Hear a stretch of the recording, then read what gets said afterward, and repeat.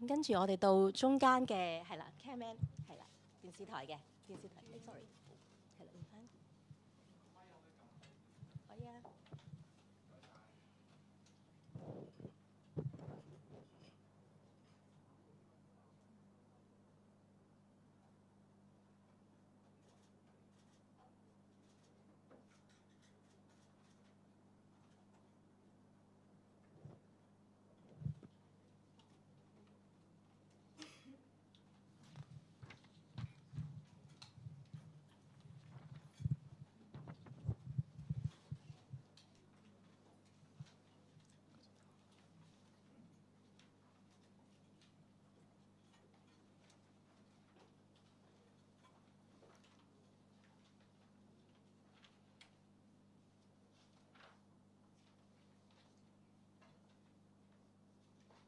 OK 啦，嗬，係咪？電視台嗰邊 OK 啦，嗬。好，唔該晒咁多位。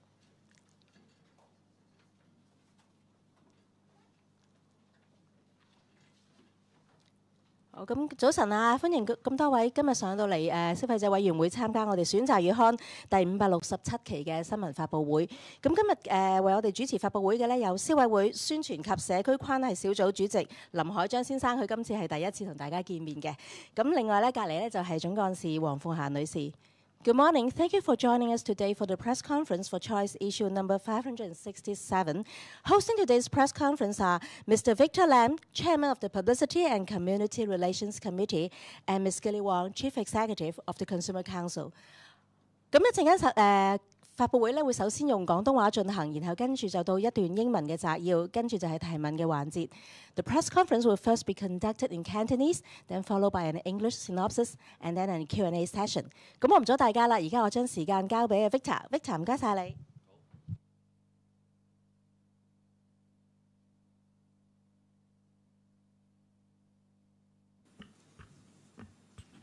各位朋友早晨，我係 Victor 林凱章，你好。我哋先講講我哋唇膏嘅一個 report。今次我哋唇膏嘅測試咧就蓋含咗23款傳統嘅支裝唇膏。sorry， 我哋睇片先。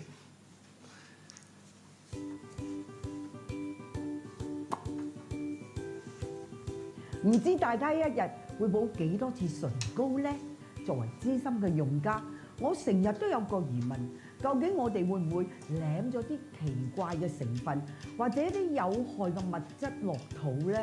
我真係唔想食唇膏多過你哋食米㗎。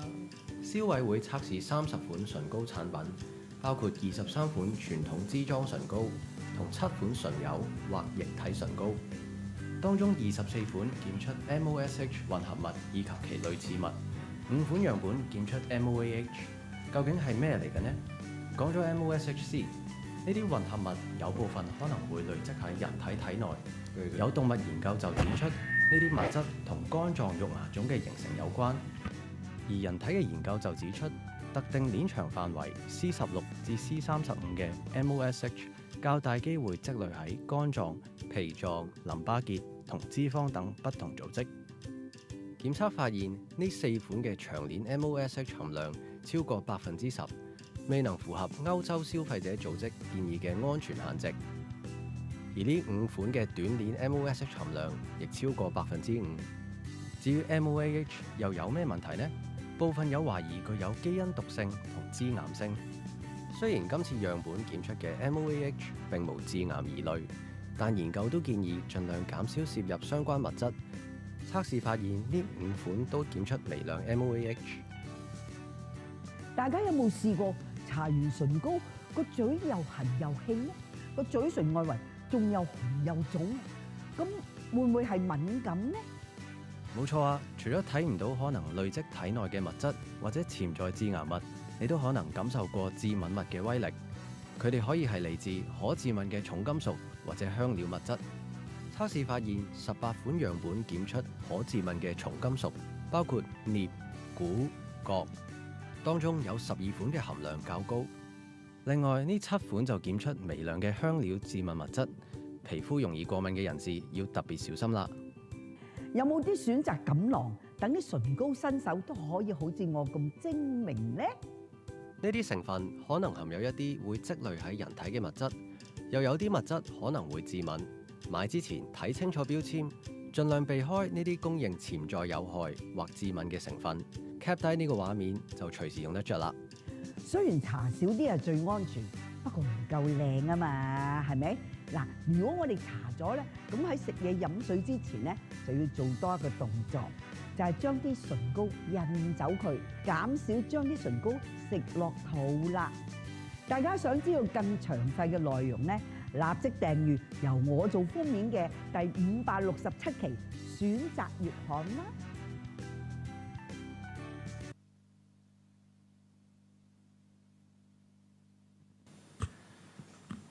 剛才個video 都俾咗好多資料我哋啦，咁或者我而家就先同大家報告一下我哋消委會嘅報告。咁今次嘅測試呢，我哋就概含咗23款傳統支裝唇膏同埋7款唇油同埋液體唇膏嘅。咁每支嘅售價係由65蚊至505蚊不等，每克或者每毫升嘅售價係由15個半至130蚊。相差超過7倍。礦物油、碳氫化合物係累積喺人體內最多嘅污染物。使用含有礦物油成分嘅唇部產品、化妝品，可能係其中一個重要嘅攝入源頭。30款樣本當中，24款驗出 MOSH 及其類似物。有海外研究指出，如果每日都使用唇膏，每日經由口服途徑可能攝入57毫克唇膏，而每年可能因此咧就食咗5支嘅唇膏嘅份量啦。若果以今次驗出 MOSH 及其類似物總量最高嘅樣本計算呢，對經常使用該款唇膏樣本嘅消費者而言，每日由唇膏攝入 MOSH 及其類似物已經佔歐盟食品安全局預計每人膳食攝入量嘅76%。MOSH 混合物及其類似物可分為不同嘅鏈長範圍。有動物研究指出，短鏈 MOSH 礦物油物質較容易累積喺動物嘅肝臟或者肝臟肉芽腫形成有關聯。有70%嘅樣本驗出短鏈 MOSH 及其類似物，當中有5款含量較高。另一方面，海外研究顯示，長鏈 MOSH 可能會喺人體嘅脂肪組織、淋巴結、泌臟同肝臟等組織積存，喺人體累積相關物質，可能與脂肪肉芽腫嘅形成有關聯。長遠對人體嘅影響亦有待研究。4個樣本驗出長鏈 MOSH 及其類似物含量較高，未能符合歐洲消費者組織所建議嘅安全限值。當中2款嘅樣本同時驗出較高含量嘅短鏈 MOSH 及其類似物。若以每天使用長鏈 MOSH 含量最高嘅樣本計算，一年就可能攝入差唔多4.3克長鏈 MOSH 混合物，情況係不容忽視。另一方面，有5款樣本驗出另一種礦物油物質 MOAH。儘管驗出 MOAH 係冇致癌性嘅疑慮，但為安全起見，海外唔同嘅消費者組織分別建議唇部產品嘅 MOAH 含量應該低於檢測極限嘅水平，或提議消費者避免選用任何驗出 MOAH 嘅唇膏產品。考慮到有6個樣本係完全沒有驗到 MOSH 同埋 MOAH 等礦物油物質，相信喺配方設計、採購原料同埋生產程序等方面作出咗調整，可以降低或者解除唇部化妝品驗出該等物質。因此，我哋消委會認為供應商係有責任採取任何可行嘅措施，提供產品嘅安全質素。有8款樣本係驗出2至3種可致敏重金屬相等或高於建議水平，有4成樣本驗出鎳，驗出量較平均較高，有6成樣本驗出鈷。重複使用含鎳嘅產品，經由皮膚接觸，有機會引致過敏性接觸性唇炎，出現乾燥、脫皮、龜裂、裂痕、紅斑、浮腫、灼熱同埋刺痛嘅感覺。如果對鎳有過敏反應嘅人士，好大機會同樣會對鈷出現過敏。消委會建議生產商應留意產品所含重金屬嘅原料同埋其濃度，盡力唔好使用致敏嘅金屬原料，或將其含量盡量降低。消費者如果喺用任何唇膏護理同埋化妝品之後有皮膚嘅泛紅啦、痕癢啦、紅腫啦、乾燥啦或者脫皮嘅情況呢，可能會影響嘴唇範圍或者唇邊嘅部位，咁所以我哋都建議盡量立即使用啦。如果係有唔自覺舐唇嘅習慣，建議特別留意唇膏產品嘅成分，避免選用有礦物油或合成碳氫化物作為重要產品成分。咁以上呢，就係我哋對唇膏嘅一個簡單嘅報告。好，嗱，大家我哋呢個圖其實都好清晰，大家可以睇一睇啦。咁其實我哋有12款嘅產品，譬如可致敏嘅重金屬嚟講啦，我哋有12款嘅產品係驗出鎳嘅，有18款嘅產品係驗出鈷。而有6款嘅產品係嚟出鈷嘅，咁鉻嘅，咁同埋另外有8款咧嘅產品咧係2至3種嘅可致敏重金屬，咁呢啲含量亦都係較高嘅。咁或者我俾大家望一望，感受下嗰個分佈。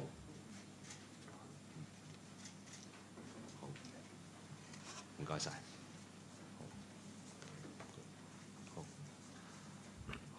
咁我哋而家就去下一個 topic， 就係儲水式熱水爐。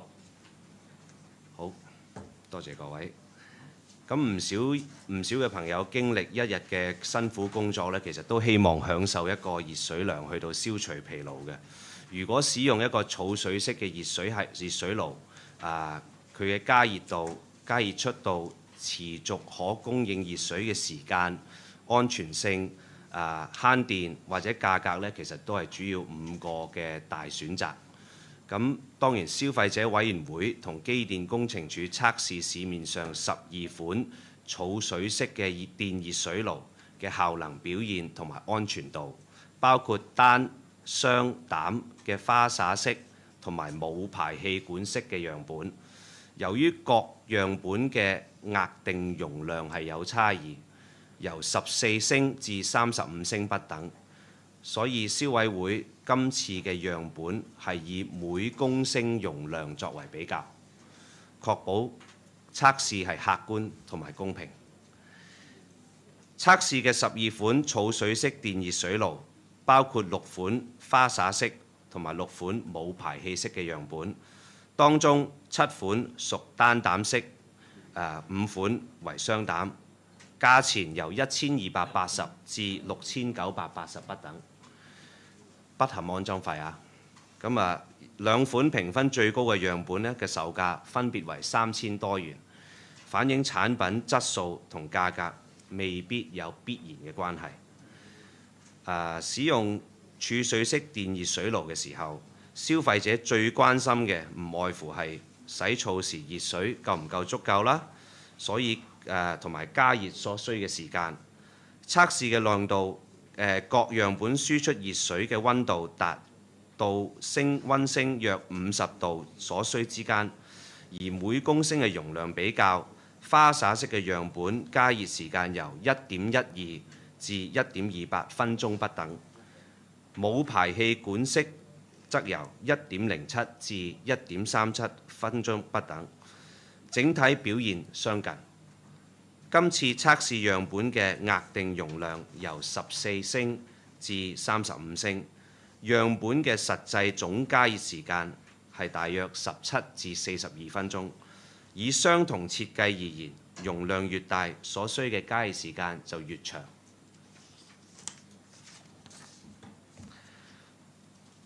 測試呢，亦都無疑喺冬天淋浴嘅時候，各樣本喺水流量為每5分鐘公升嘅情況下，可持續供應40度至45度嘅熱水時間。花灑式嘅樣本整體表現較佳，每公升容量可持續供應熱水時間由0.41分鐘至0.54分鐘，當中3款達0.5分鐘以上或以上。冇排氣管式嘅樣本則由0.3分鐘至0.4分鐘。然而，即使容量高達35公升，可持續供應熱水時間最長嘅樣本，實際供應熱水嘅時間亦少於15分鐘。而容量較細嘅樣本，供應熱水嘅時間更短至6.6分鐘。消費者如果要增加供應熱水嘅時間，可以考慮配用水流量較少而合規格嘅花灑頭。唔少人喺冬天其實都習慣長期開啟呢個電熱水爐，以便隨時可以有熱水用。測試將由電熱水爐嘅恆溫設定喺65度，量度嘅樣本時間處於備用狀態嘅耗電量。結果發現單膽樣本每24小時量得嘅備用耗電量由0.35千瓦小時至0.85千瓦小時，雙膽樣本則由0.95千瓦小時至1.8千瓦小時。雙膽樣本嘅備用耗電量較單膽為高。按最新版本嘅 IEC 標準測試，7款單膽樣本當中，有3款樣本量得備用嘅耗電與代理早前呈交機電署嘅定額數值嘅差異，超出強制性能源效益標籤容許嘅公差範圍，即係多過 5%。然能源效益等級方面，2款樣本計算出嘅能源效益等級分別為4級同埋2級。較其能源標籤所標示嘅低1級，標示分別為3同埋1。相關嘅結果呢，都已經遞交咗機電工程署嘅跟進。機電署喺2023年8月就洗衣機、雪櫃、儲水式熱水爐進行評級嘅諮詢。消委會按照文件內容嘅建議，喺今次按最新版本嘅標準測試計算，喺7款單膽嘅樣本當中，只係有1款能維持1級。亦雖然建議仲未推出，結果係僅供參考。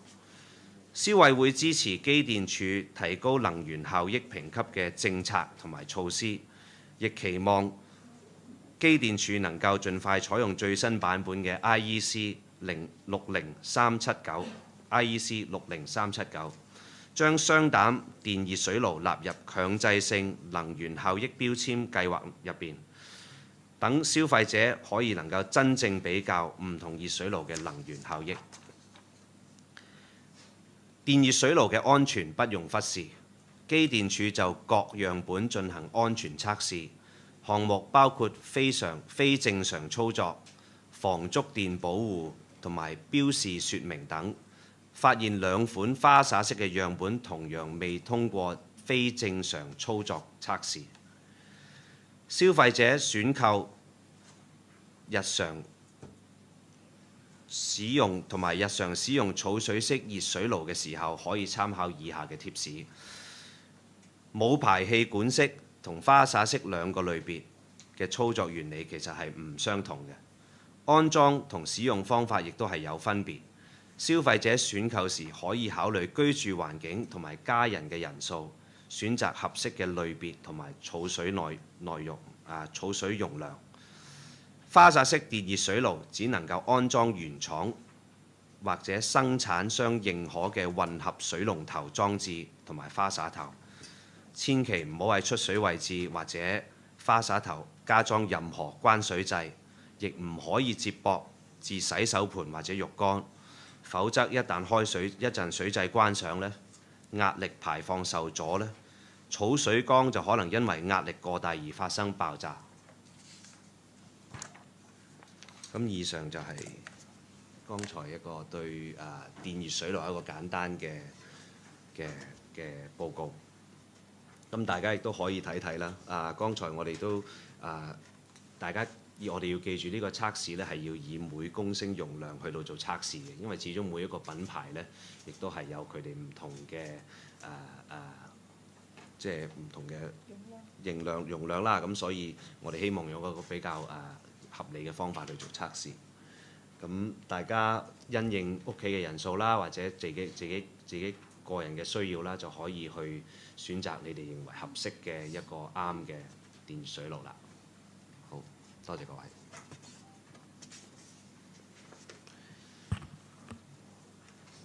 咁我哋講益生菌之前，我哋應該有個 video 可以同大家分享，係咪？唔該。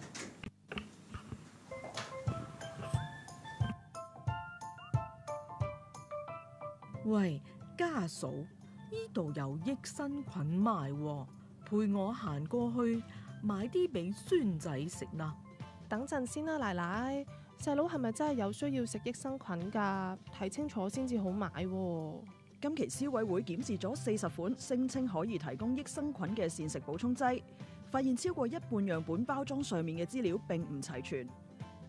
國際行業標籤指南話，產品應該清楚標示益生菌嘅菌屬、菌種同埋菌株，仲要用菌落形成單位嚟到標示益生菌嘅數量。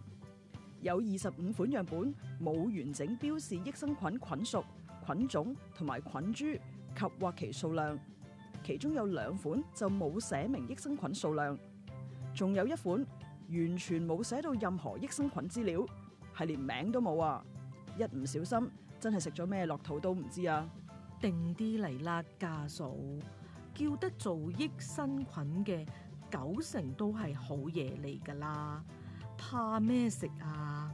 奶奶啊，呢啲全部都好似盲盒咁嘅喎，亂食益生菌後果可大可小㗎。咁揾包裝有齊資料嘅益生菌買咪得咯。唔同嘅益生菌菌種具有唔同特性，有啲幫助消化，有啲就可以製造有益物質，亦都有啲菌種比較唔穩定，反而有變成致病菌嘅風險。仲有啊，益生菌數量唔係越多就越好㗎，因應唔同嘅健康問題，唔同嘅益生菌所需嘅菌量都唔同，多有可能其實係過量。但係孫仔有時冇布布，係咪都係食下益生菌好啲啊？有好多天然食物同樣有豐富嘅膳食纖維，有助腸道嘅益菌生長，令到排便順暢啲㗎。唔係呢，我今日都係好想買啲益生菌俾佢食，同我過去揀一款啱用㗎啦。哎呀，奶奶，益生菌都可能有副作用㗎，所以千祈唔好亂食啊！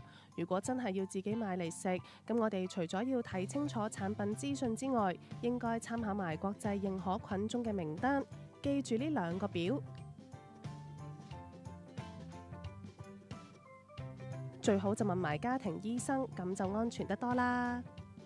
想健康，最好都係保持均衡飲食，做多啲運動。要記住，唔可以單靠膳食補充劑㗎。香港而家未有膳食補充劑嘅相關法例或者標準，為咗消費者嘅健康着想，政府最好可以幫手把關，參考國際行業標準同埋主要地區嘅做法，定下包括益生菌嘅膳食補充劑嘅相關法例，確保市面上嘅益生菌產品嘅安全、成分同埋功效合乎理想。好，我哋多謝各位。我哋消委會喺市面上收集咗40款聲稱能夠提供益生菌嘅膳食補充劑，當中有6款顯示為女士專用，11款為兒童專用，另外有23款普通益生菌嘅樣本，其中9款標籤係少於12歲嘅兒童係可以使用，有11款則沒有顯示年齡。樣本嘅售價由99蚊至788蚊不等。若以每日食用份量計算，則由5個3至52個6不等，相差接近9倍。益生菌係一種攝入後對人體產生益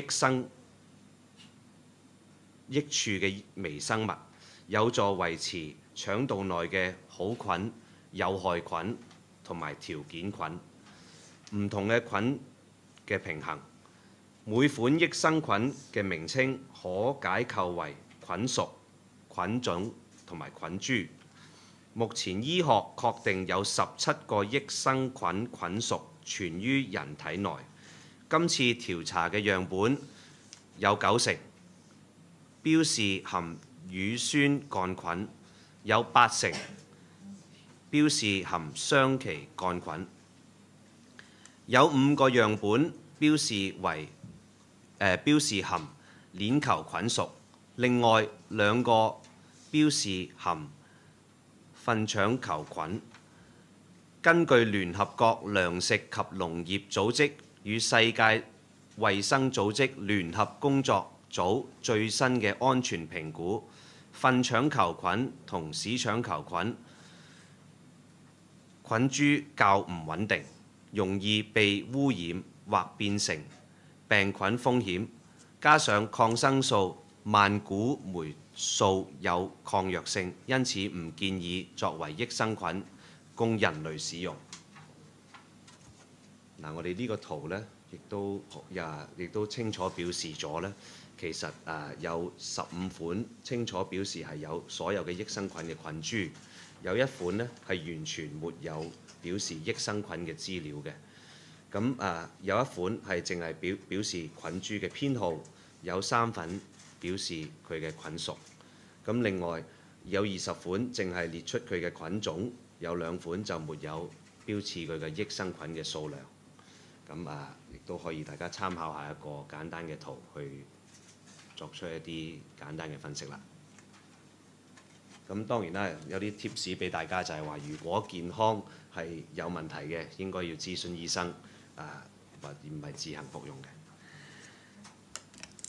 咁大部分嘅益生菌產品嘅功效呢，就作為改善腸道健康。有腸胃肝臟科專科醫生表示呢，雖然益生菌能確改善腸胃道嘅菌叢，但如果患上腸胃病，消費者並非專業醫護人士，未必自己可以判斷到唔同腸胃嘅問題嘅成因同埋治療方案。胡亂食用益生菌有機會影響病情，而超過一半嘅樣本嘅包裝提及支持免疫系統或改善提升免疫力等字眼。雖然腸胃道係免疫系統嘅一部分，但現階段嘅研究仍未能確定唔同益生菌種如何幫助調節人體免疫系統，亦未有大型臨床實驗數據可以直接關聯或比較唔同益生菌菌株嘅免疫功效。唔同嘅樣本亦都標示減輕濕敏、改善濕敏。然而，一啲較大型嘅臨床實驗發現，服用益生菌病人與服用安慰劑嘅病人嘅濕疹症狀係沒有顯著嘅減輕。由於現時沒有足夠醫學嘅證明去證明益生菌或益生元對濕疹或其他過敏皮膚炎有確實醫效，故唔喺正規醫濕疹選擇之內。值得留意嘅係，歐盟當局要求膳食補充劑嘅健康聲稱必須經過歐洲食品安全局審批，但由2006年開始，有超過300個關於益生菌健康聲稱嘅申請，全被否決。現時歐盟唔允許任何產品嘅標籤或廣告使用益生菌及其健康聲稱。樣本有20款聲稱為兒童專用或適合兒童食用。父母需要留意，由於剛出生嘅嬰兒腸胃道嘅吸收功能同免疫功能還未發展成熟，並唔建議添加任何母乳或嬰兒奶粉以外嘅食品，包括益生菌。FDA 喺舊年9月曾經發表警告，指一個早產嬰兒喺住院期間曾經服用一種益生菌配方，結果患上雙歧桿菌引起嘅敗血症而死亡。FDA 警告益生菌中嘅微生物有導致極早產或出生體重極低嘅嬰兒出現菌血症等致命疾病嘅風險，或因其他益生菌中含有嘅細菌或真菌影響致命疾病嘅風險。現階段 FDA 尚未批准任何益生菌產品作為嬰兒藥物或生物製品。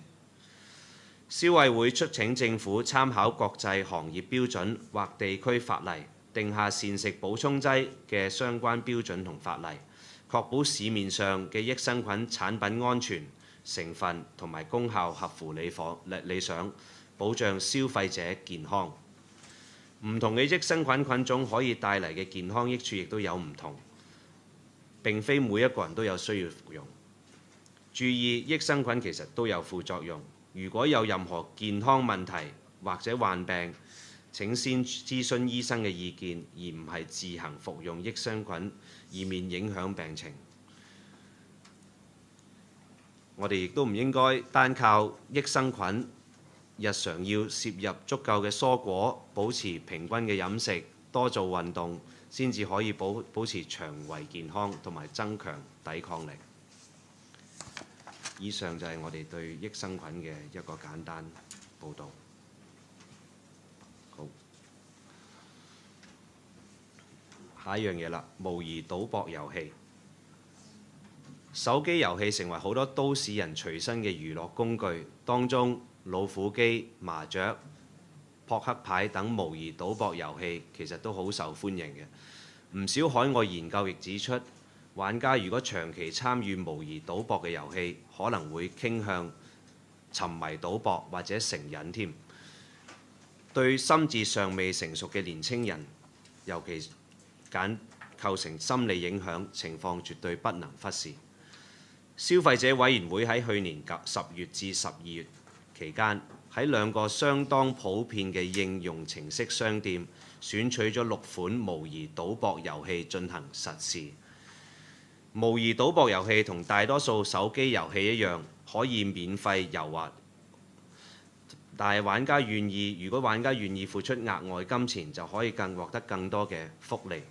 消委會喺今次實試過程中，歸納出遊戲開發商主要運用以下4種手法去吸引玩家持續去課金。第一，今次嘅實試嘅6款遊戲全部都設有定時登入同埋遊玩獎勵，目的係要玩家養成一個每日登入嘅習慣，包括每日簽到獎勵、每日免費抽獎等等。玩家喺完成任務、活動同埋升級之後呢，係可以獲得報酬同埋獎勵嘅。大多數嘅遊戲呢，更加設有一個禮品收集活動，玩家就需要透過唔同嘅渠道收集所需嘅遊戲道具，方可換領獎品。藉此呢，就希望玩家呢，就花更多嘅時間持續去玩呢個遊戲。一般嚟講，玩家所下嘅賭注越大呢，升級或者獲得獎勵嘅速度就越快。玩家可能就因為貪求快速升級而養成一個大額投注嘅習慣。日後如果遇上賭博嘅問題，風險亦有可能增加。第二，所有嘅遊戲都設有首次充值、限時優惠同埋多種付費服務，以特價性價比嚟到作為賣點。喺遊戲期間反覆顯示，玩家面對限時優惠嘅時間壓力，或者可能擔心錯失機會，而喺未經深思熟慮之下呢，就課金。唔同遊戲嘅付費服務收費參差，較常見嘅包括有付費通行證、週卡、月卡。相關內購項目收費差異好大，由8蚊去3000蚊不等。至於為玩家提供更多嘅特權或者獎勵嘅 VIP 會籍，會籍嘅等級亦視乎玩家嘅課金嘅金額而定。其中一款遊戲如果要達到最高級嘅會籍估計需要花高達2482044蚊。如果玩家過分沉迷並過度消費呢，隨時可以陷入財困。第三，實事中所有嘅模擬賭博遊戲均按照玩家獲利金額同埋花費金額總數等設立排行榜，等玩家可以互相比拼之餘，亦按照排行榜設有特別嘅獎勵。玩家為咗贏得更多嘅獎金，係需要持續去玩，甚至藉住課金去追趕進度，令個人排名攀升。第四，實事中嘅遊戲均提供付費抽獎、戰利品箱、刮格卡、彩票等內購項目，但係唔係全部都列出呢個中獎嘅機會。玩家就可能要為抽到心儀嘅禮物而持續課金，繼續沉迷。另外有2款遊戲聲稱可以藉抽獎贏取實物，包括智能手機、百貨公司禮券等，但其中一款呢，就係冇清楚交代抽獎條款同埋玩家係需唔需要額外收費嘅。另外一款遊戲嘅實際獎品字眼含糊，並沒有交代獎品係智能手機實物啦，定係遊戲內嘅虛擬卡或者係遊戲幣，做法並唔理想。實測嘅6款遊戲均表示服務對象係已成年嘅人士，但結果發現呢，全部遊戲呢都可以由玩家直接登入遊戲，過程呢係冇驗證玩家嘅年齡嘅。消委會認為商戶未有採取足夠嘅措施預防未成年人參與模擬賭博嘅遊戲，必須馬上作出改善。賭博條例規管賭博，包括博彩、投注、收受賭注，若非獲得特別嘅豁免，否則賭博屬非法行為。然而，有法律界人士指出，玩遊戲賭博係咪視為博彩呢？需視乎個別遊戲嘅實際操作，包括遊戲內嘅貨幣是否構成財產及或涉及其實質嘅轉移。此外，針對賭博嘅刑事罪行，往往同實體處所有關，或者未能完全涵蓋發展迅速嘅網上賭博行為。消委會認為現行嘅條例未能夠完全有效地針對各式各樣嘅網上賭博行為，以及賭博性質相關嘅類似服務，但不限於模擬賭博遊戲。而家嘅法例未有明文禁止未成年人士參與賭博，相關嘅責任僅落於簽發賭博牌照嘅附帶條件上，但亦非未能有效地防止未成年人參與網上賭博以及賭博性質相似嘅行為，對相關人士嘅保障亦不足夠。消委會倡議政府檢視現行法例同參考外國監管方法，為網上賭博訂立專屬法例。此外，就戰利品商等具賭博性質嘅遊戲項目引入更多監管，例如必須列出獎品嘅中獎機率，以及加入玩家自願退出內購功能等，加強保障消費者嘅權益。以上係我哋消委會對模擬賭博遊戲嘅一個簡單報告。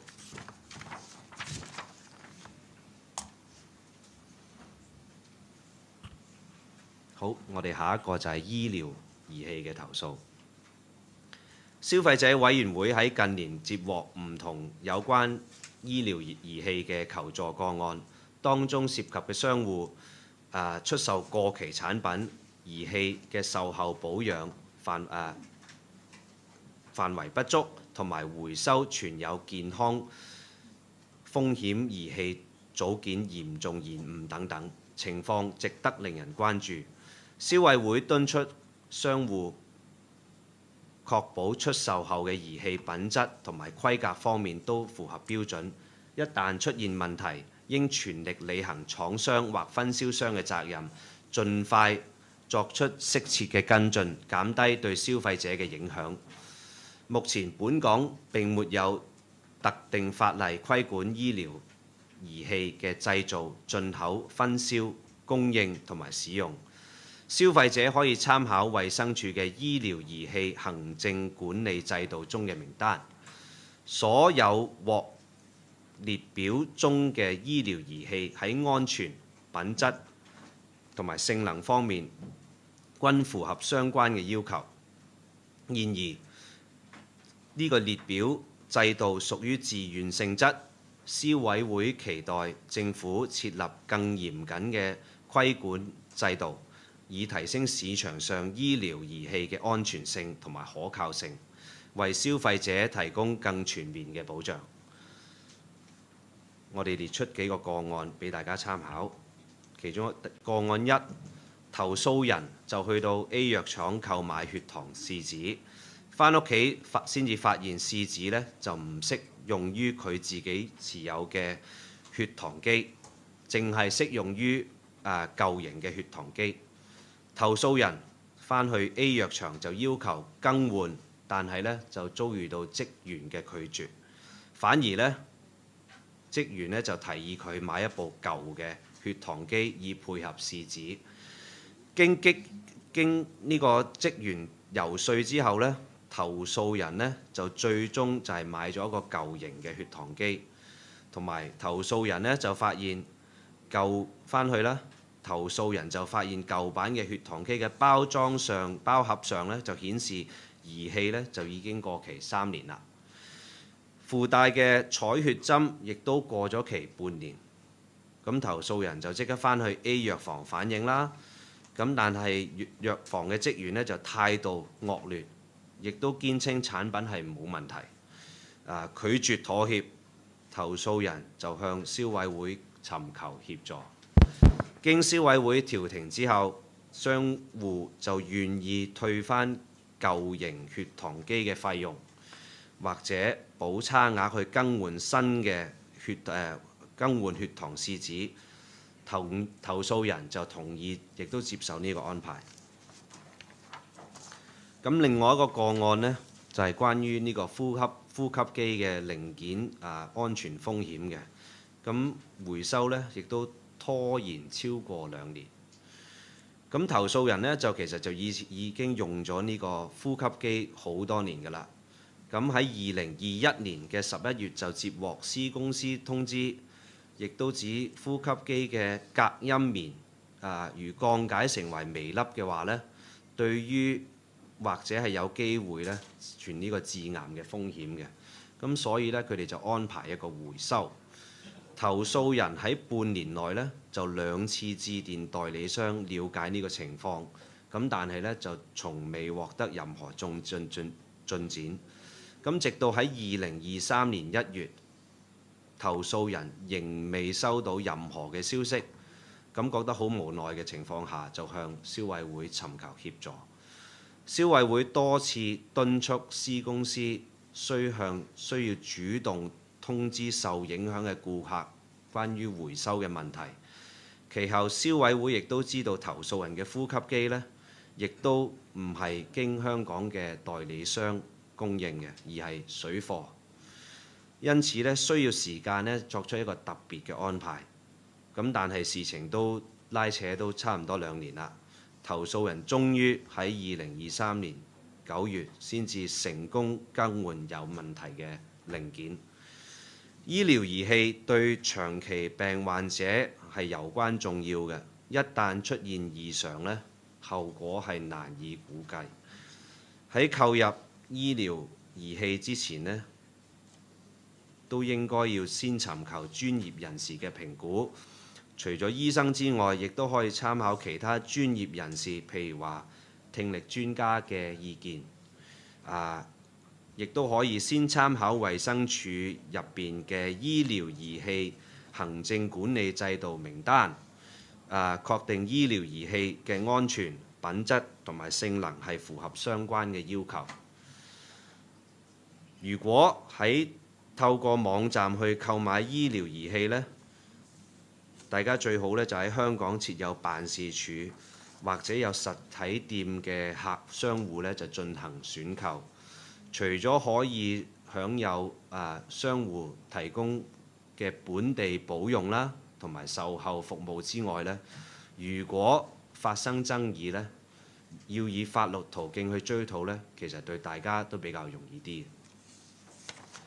咁以上係兩個簡單嘅個案，關於醫療儀器同大家分享。好。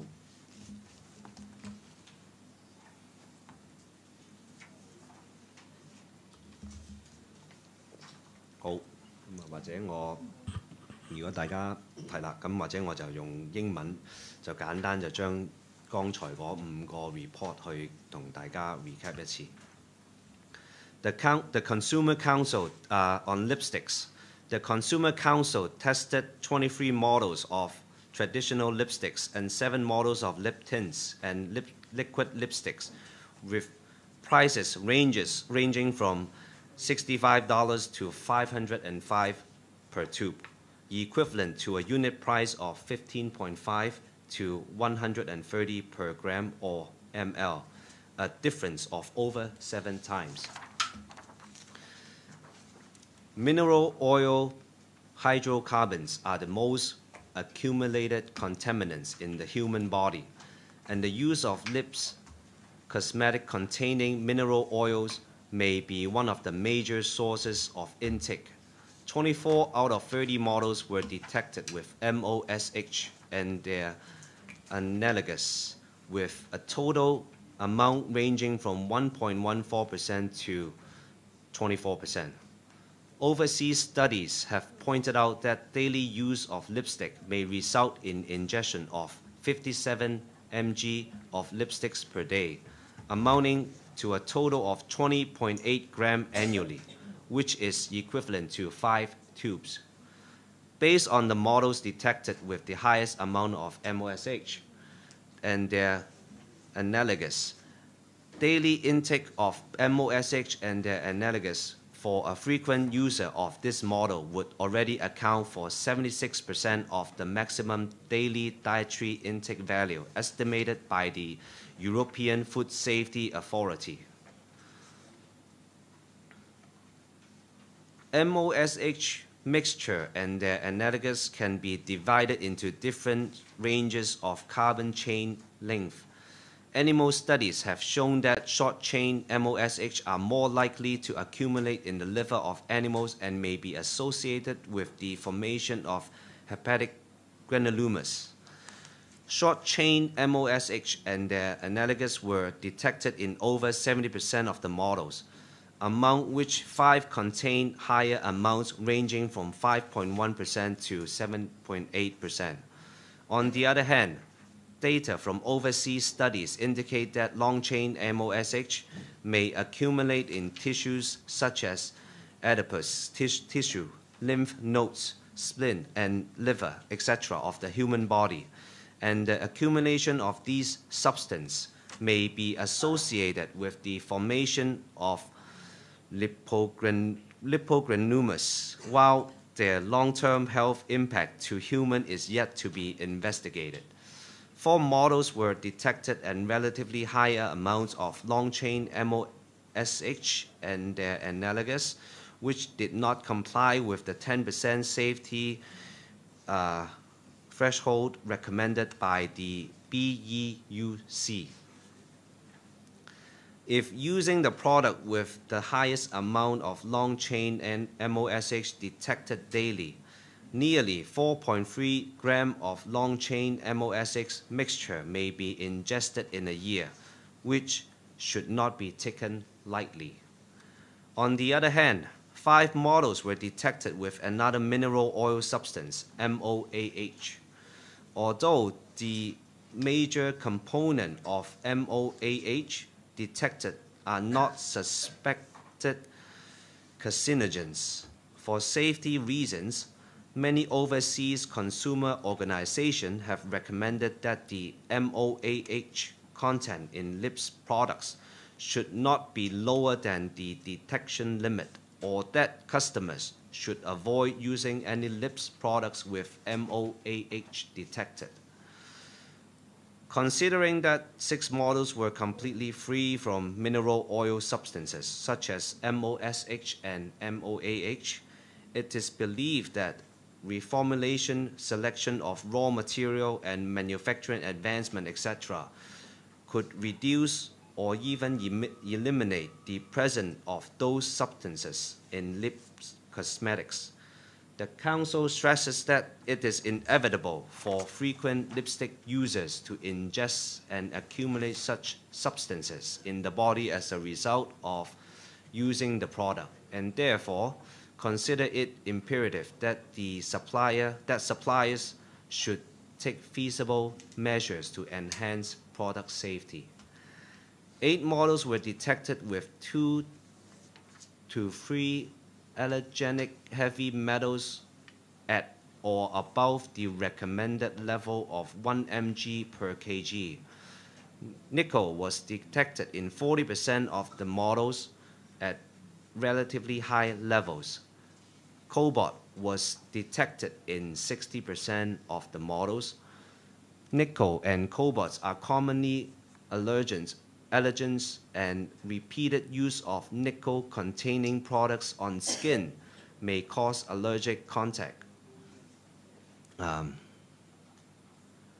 with dryness, peeling, cracking, fissure, rashes, swelling, and burning and tingling sensation.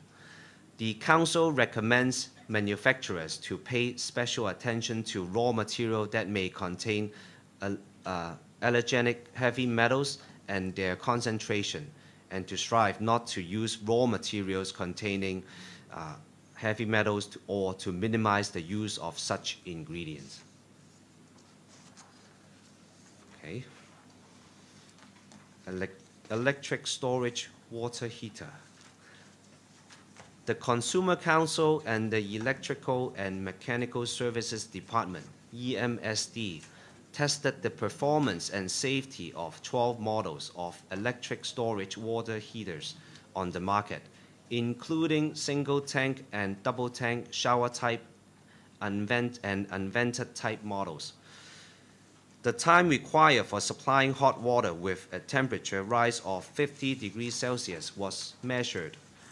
In terms of heating time per liters of capacity, shower-type models range from 1.12 to 1.28 minutes, while that of unvented-type models range from 1.07 to 1.37 minutes, which were similar in overall performance.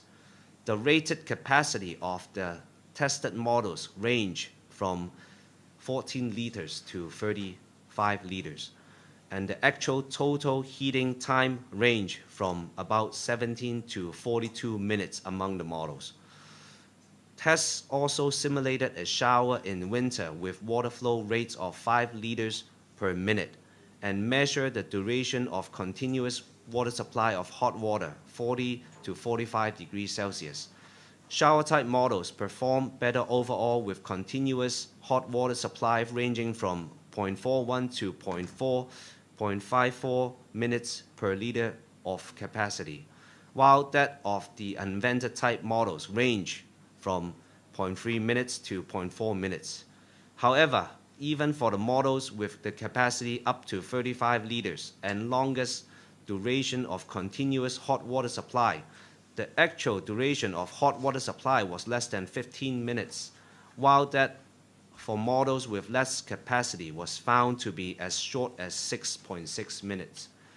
To prolong the duration of hot water supply, consumer may consider using shower heads with a lower water flow rate that is compliant with specification. Many people like to keep the electric water heater on for long periods in winter to have hot water always available. In the test, thermostats of the models were set at 65 degrees Celsius, and the power consumption in standby mode for a long period was measured. It was found that double tank models had higher standby power consumption than single tank models. The test was conducted in accordance with the latest edition of the IEC standard.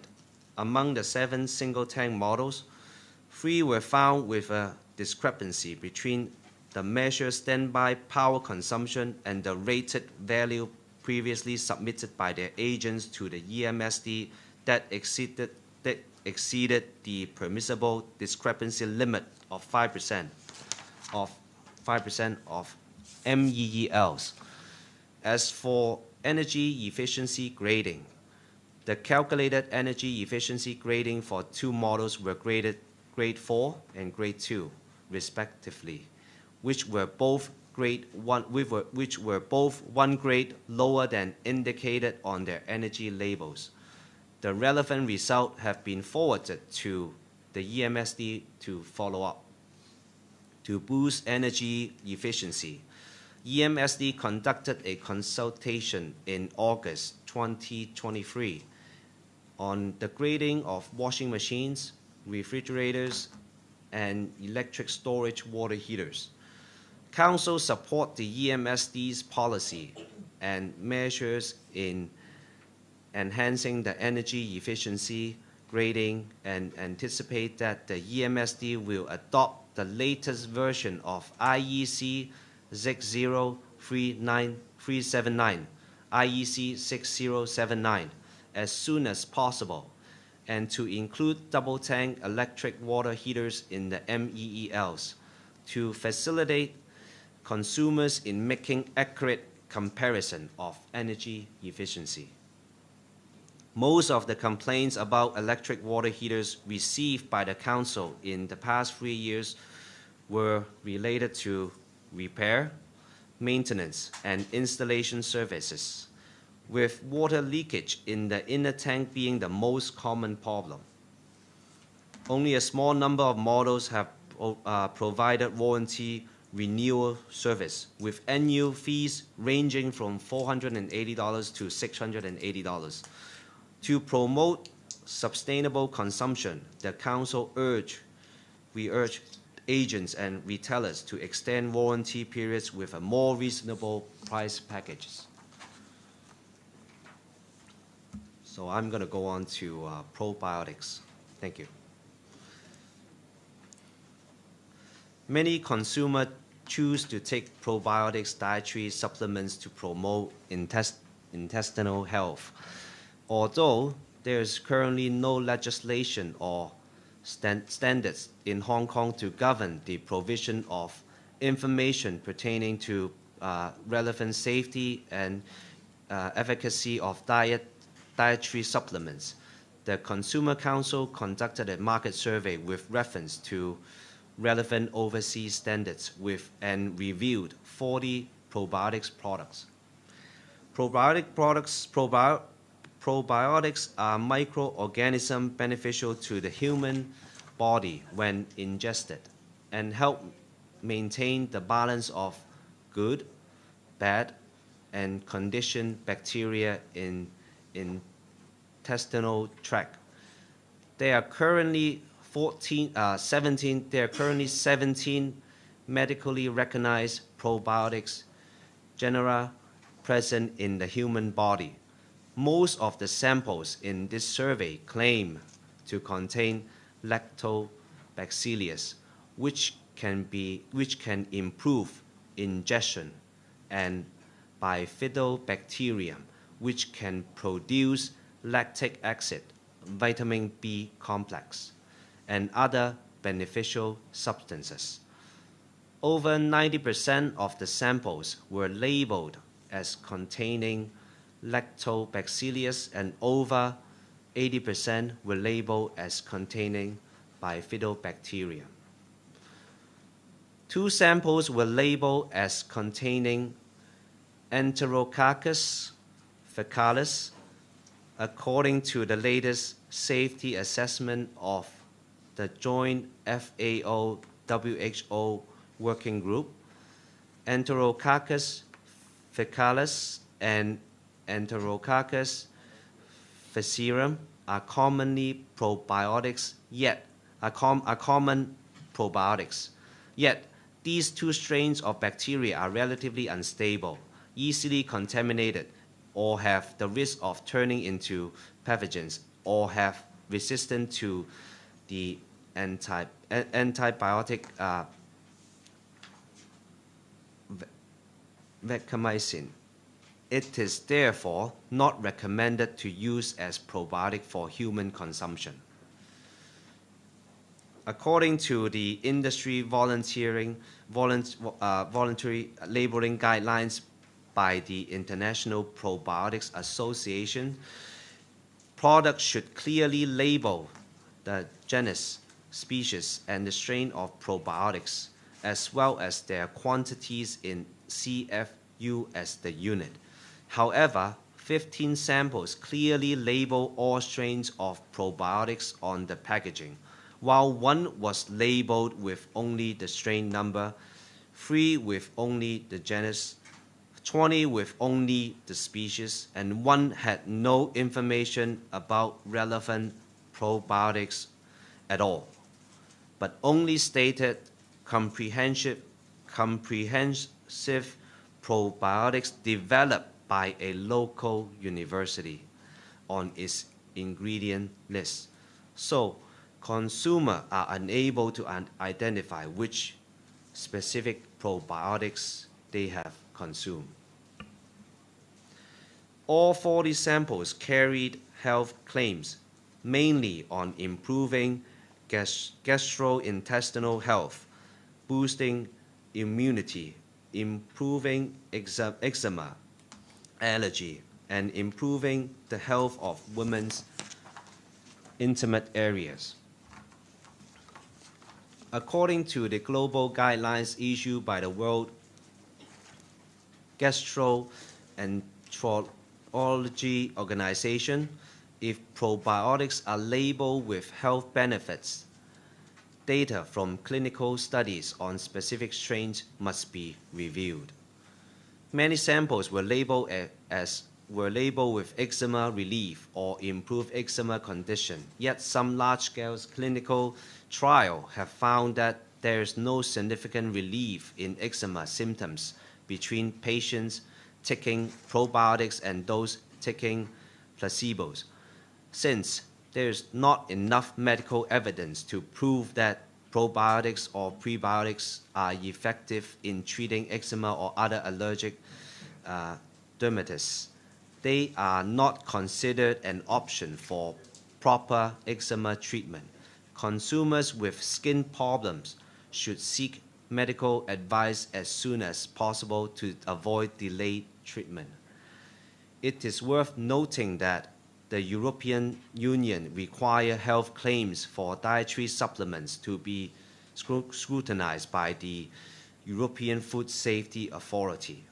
However, since 2006, over 300 applications for probiotics health claims have been rejected.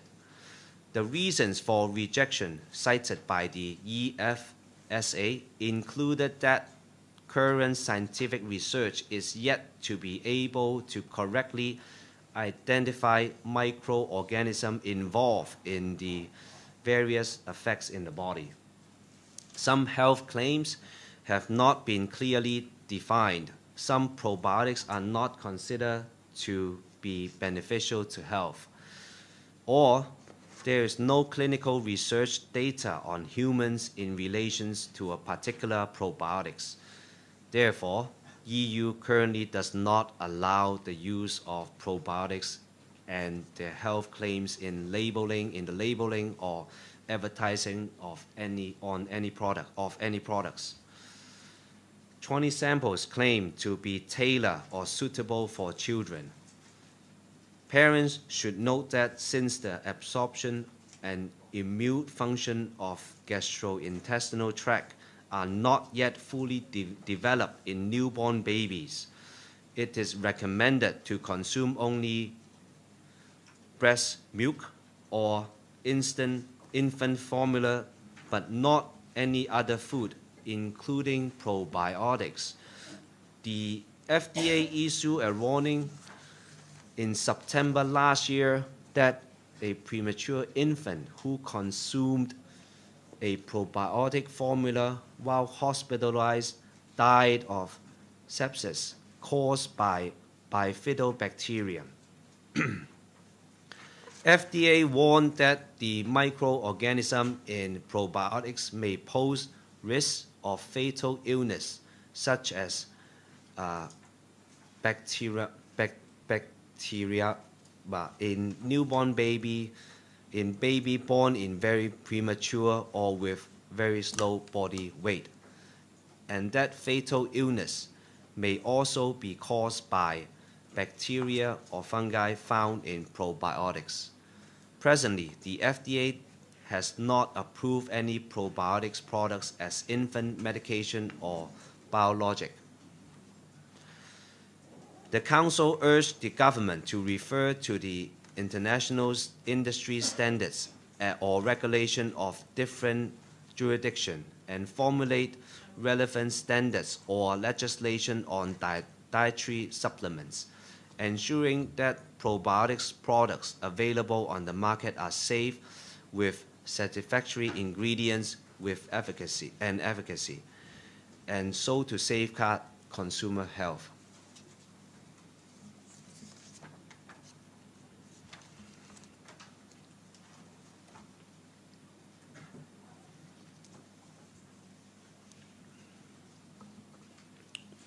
Online gambling, gambling games.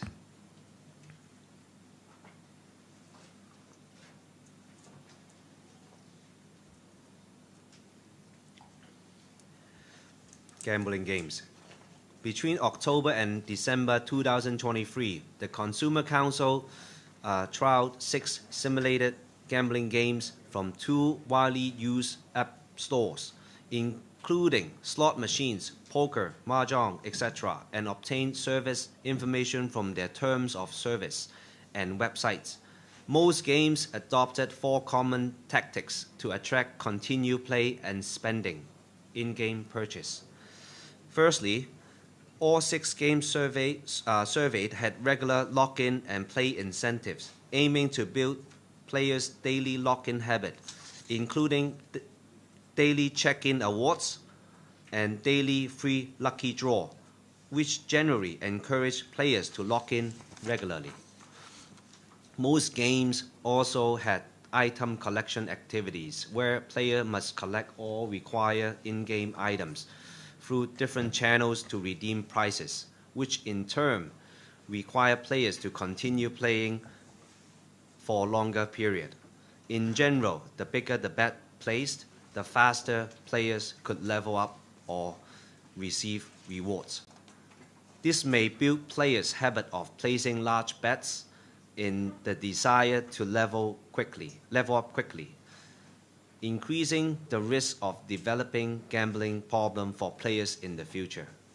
Secondly, all these games provided first-time purchase and stored value rewards, limited time offers, and there is a wide variety of paid services with special prices or great value for money as selling points, repeatedly displayed during the game. Pressed by time limit offers or fear of missing out, players may be impulsive to purchase in-game purchases. Fees for paid services vary among games, with significant discrepancy in more common services such as paid for battle passes, week passes, and month passes, ranging from $8 to over $3,000. As for VIP memberships, which provide even more privileges or reward. The membership tier depended on the accumulated amount a player has paid, and for one game, an estimated 2.48 million was needed to reach the highest membership tier. Thirdly, all simulated gambling games in the survey had leadership boards on the total winning and coin spent, etc. So players could compete with each other and be rewarded according to their ranks. To win more rewards, players had to play continuously and even catch up in progress with in-game purchases so to climb the ladder. Fourthly, all surveyed games featured paid lucky draws, loot boxes, scratch cards, lottery tickets, and other in-game purchases. But not all of these purchases had their odds of winning displayed. In hope of obtaining their desired prize from the lucky draws, players may have to keep making in-game purchases, which could easily lead to addiction. In addition, two games claim that their lucky draws include physical gifts such as smartphones and department store gift cards, but one game did not clearly spell out the terms and conditions and whether players needed to pay extra. The other game mentioned physical prizes in ambiguous terms without specifying whether the prizes were actual smartphones or virtual cards or in-game currencies, which is not a satisfactory arrangement. All 6 survey games proffered adults as their target audiences, but all were found to allow players to enter the games directly without any age verification in the process. The Council is of the view that the operators have not taken sufficient measures to prevent minors from partaking in simulated gambling games and urges for prompt improvements. The gambling audience govern all forms of gambling activities, including gaming, betting, and bookmaking.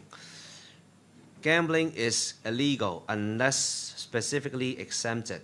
However, a member of the legal profession pointed out that whether playing simulated gambling games constitute gambling is subject to the actual setup of individual games, such as whether the in-game currency amount to property and or if there is real transfer of such currency.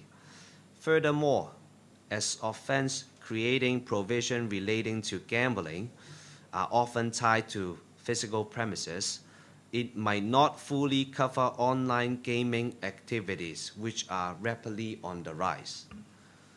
The Council is of the view that the existing ordinance is not fully effective in targeting a wide range of online gaming behaviors and businesses of similar nature to gambling, including but not limited to simulated gambling games.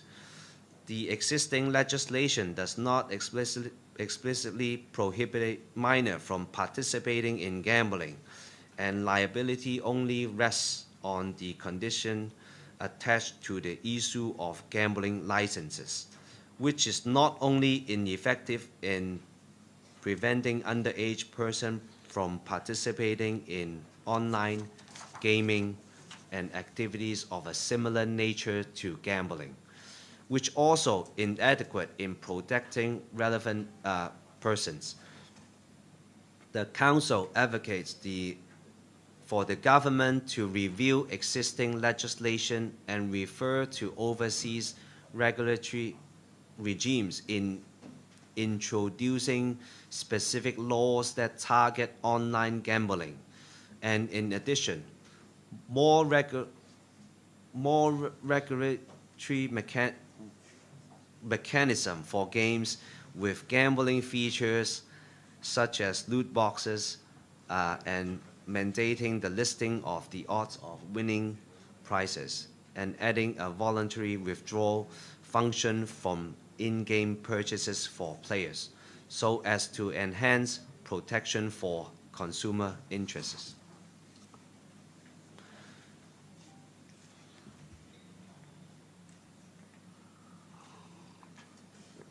On medical devices.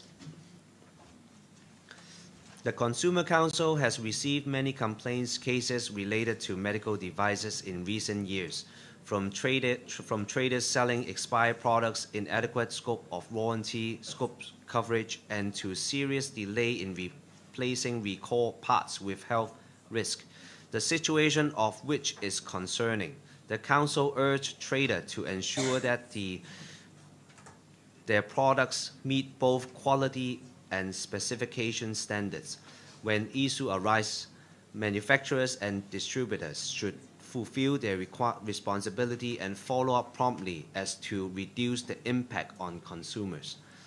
Currently, there is no specific legislation for regulating the manufacture, importation, distribution, supply, and use of medical devices in Hong Kong. Consumer may reference the listing of medical devices under the Medical Device Administrative Control System, MDACS,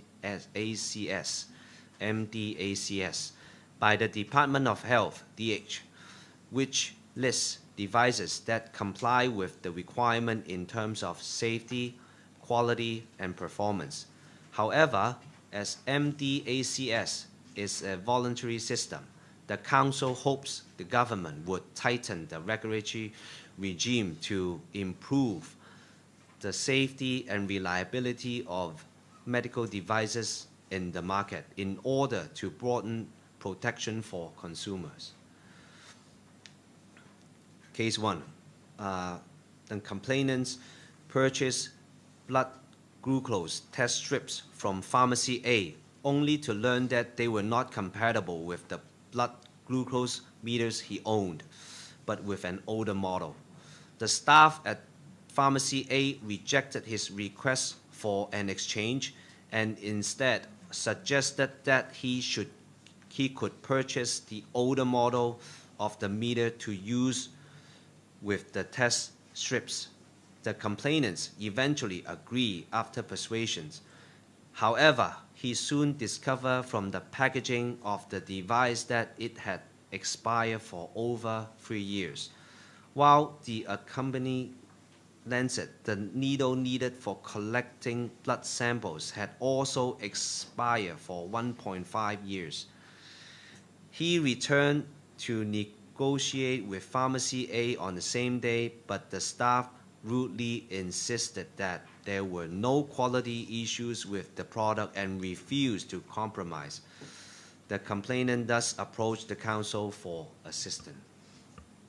After conciliation by the Council, Pharmacy A agreed to either refund the cost of the old model of blood glucose meters or let the complainants exchange the test strips by settling the price differences. The complainant accepted the refund arrangement. Another case. The complainant has been using a CPAP respirator for years. In November 2021, she was notified by Company C that the microparticles from the CPAP respirators degraded sound dampening foam may pose carcinogenic risk and that a recall would be arranged. The complainants contacted the distributor to register for a recall. In 6 months' time, she had called the distributor twice to inquire about the recall status, but nothing available. Up until January 2023, she still had not received any news. Feeling helpless, she sought help from the Council. The Council urged Company C multiple times that they should contact the affected consumer proactively regarding the recall arrangements. Therefore, the Council was informed that the complainant's respirators was not supplied by the Hong Kong sole agent and was a parallel import, and thus would require time for special arrangement. It was not until September 2023, after almost 2 years, that the complainant finally had the defective parts replaced. Medical devices are vital for patients. Any abnormal and anything goes wrong can lead to unimaginable consequences. Consumers are advised to refer to the MDACS listing by the Department of Health to ensure the safety, quality, and performance of medical devices meet relevant requirements. When making a purchase online, consider buying from traders with an office or physical stores in Hong Kong to enjoy local warranty and after-sales services. Also, in case of disputes, seeking legal redress against local traders would be more convenient. Thank you. 唔該晒 Victor。 This is all. 係，咁跟住落嚟咧，就到我哋提問嘅環節。咁我同大家講講啦。咁我哋提問嘅次序啦，咁就我哋會跟翻頭先Victor 嘅所講過嘅每篇文章嘅次序開始嘅。咁所以首先呢，我哋就係關於唇膏嘅問題先。咁有冇關於唇膏嘅問題？係RTHK。可唔可以咧簡單講講，即係無論係長鏈個 MOSH 又好，短鏈又好啦，即係食完即係搽完唇膏之後，咁即係如果長期攝入咧，會引起啲咩嘅問題咧？頭先頭先有睇到講到話會長出啲肉芽啦，咁長出啲肉芽之後又點樣咧？即係對於人體有咩影響咧？唔該。嗱，咁其實咧，以往咧係根據呢一個以大鼠嘅試驗動物作為測試嗰陣時咧，就將佢嘅試驗咧所得嘅數據咧，就嚟推斷咧，可能呢啲物質對人體可能會引致嘅影響啦嚇。咁而最新嘅研究亦都發現咧，喺大鼠嘅研究所得嘅影響咧，譬如話喺肝臟形成細小嘅肉芽腫啦，而且係出現咗呢一個發炎嘅情況。咁動物嘅肝臟、脾臟同埋呢個腸膜嘅淋巴咧，呢啲器官咧嘅重量咧都係有所增加嘅。咁但係咧，當然啦，唔同嘅動物咧，佢嗰個新陳代謝又唔同啦嚇，咁所以佢有關影響咧就未必喺人體裏面出現嘅。咁但係亦都可以睇翻咧長鏈嗰個啦，長鏈嗰個嘅 MOSH 咧，即係呢一啲礦物油嘅物質啦嚇，可能會喺人體嗰個脂肪組織、淋巴結、脾臟同埋呢一個肝臟咧就會積聚。咁而咧，亦都可能咧就係同相關器官出現呢一個脂肪肉芽腫係有關聯嘅。咁當然啦，歐洲食物安全局亦都認為咧喺食物之中攝取呢一個礦物油咧，可能係對人體佢潛在嘅風險。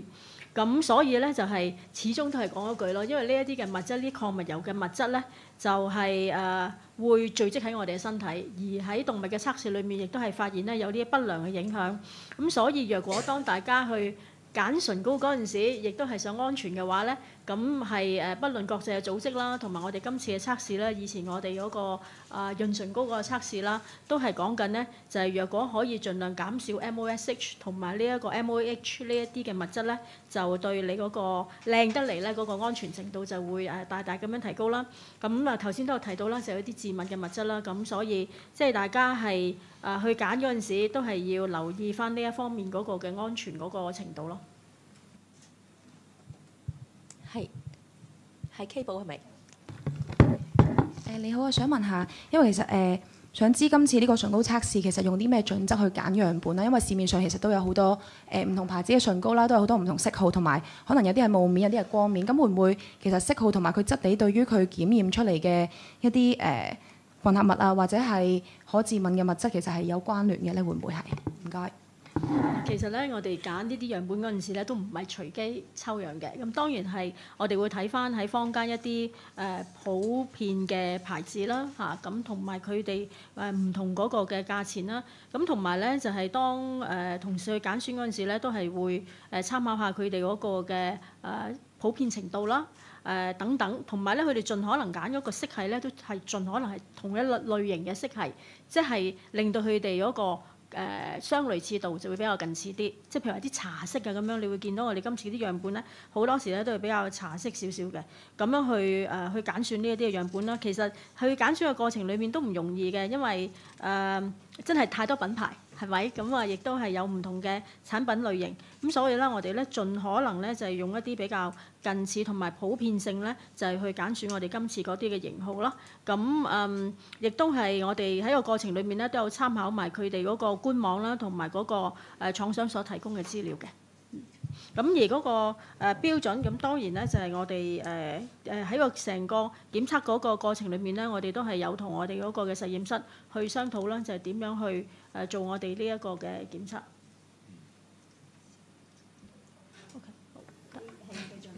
咁想問下深淺色上面會唔會同佢即係檢驗出嚟嗰啲含量其實有關係？可能深色啲嘅會驗到多啲嘅 MOSH 啊，或者係調翻轉咁樣咧？想問下你嘅，唔該。呢個我轉頭答你，因為深淺色我就真係未必完全清楚，我揾後面嘅同事去再準備一個答案，好嘛？The standard. Questions from the standard. So the first question is like the content, the level of the heavy metal, is it related to the color of the lipstick? And also, what if a consumer bought a lipstick and after he or she bought the lipstick and she found he or she is allergic to the lipstick? Could the consumer require refund or any compensation if the sales or he didn't see any labeling or explanation of the possible allergic heavy metal in the labeling? All right. First of all, MOSH, this kind of mineral oil, hydrocarbons, materials, it is not immediately, toxic. It is not. It is low acute toxicity. So, if you are asking whether it will bring immediate health risk, it will not. Because it accumulates in your body, and in the long term, it may have impact, to your internal organs. So it will not, as it is not bringing you immediate health impact. So what we believe is just to give you a peace of mind, it may not be necessary for you to dispose the lipstick immediately. Reasons being is, it will not create an immediate risk. But of course, if you are very concerned about it, it is the choice, of consumers. And when you talk about, the allergens, it is because of the mineral by itself that have the pigments. When you talk about the metals inside the lipstick, it is the metal elements. It is added as the mineral pigments in the lipstick, and probably part of it could be contaminants that cause that kind of allergic ingredients inside there. So if you are allergic to it, probably you will have the effect after you put on to your lipstick already, put onto your lips already. So if you have that side effect or negative effect, it is better for you to suspend using the lipstick, and then go to the trader to tell them that maybe contain some impurities that cause that kind of problem to your lips, that kind of allergens. So of course this kind of dispute, we always suggest the consumers to talk to the trader directly, but in case they receive any problem, they can come to us anytime for assistance in seeking for the redress. Did I answer your question? 答翻你頭先嘅問題就係啲同事咧就係主要咧就係佢睇咗好多唔同嘅資料咧，就係去揀選呢一啲嘅樣本嗰陣時咧，就睇佢哋嗰個樣本嗰個受歡迎程度嘅。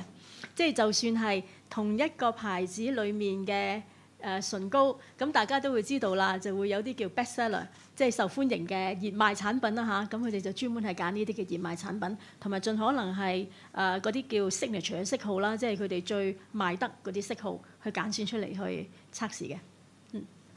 咁顏色嗰度係點樣？即係都係揀最受歡迎嘅顏色。等嚇，即係你講緊深啲色同埋淺啲色，會唔會對嗰個敏感嘅即係呢一啲嘅MOSH 同埋 MOH 嗰個含量會唔會有影響啊嘛？係因為如果你唔同，即係你唔同嘅顏色去做同一個測試嘅話，其實會唔會引起唔公平？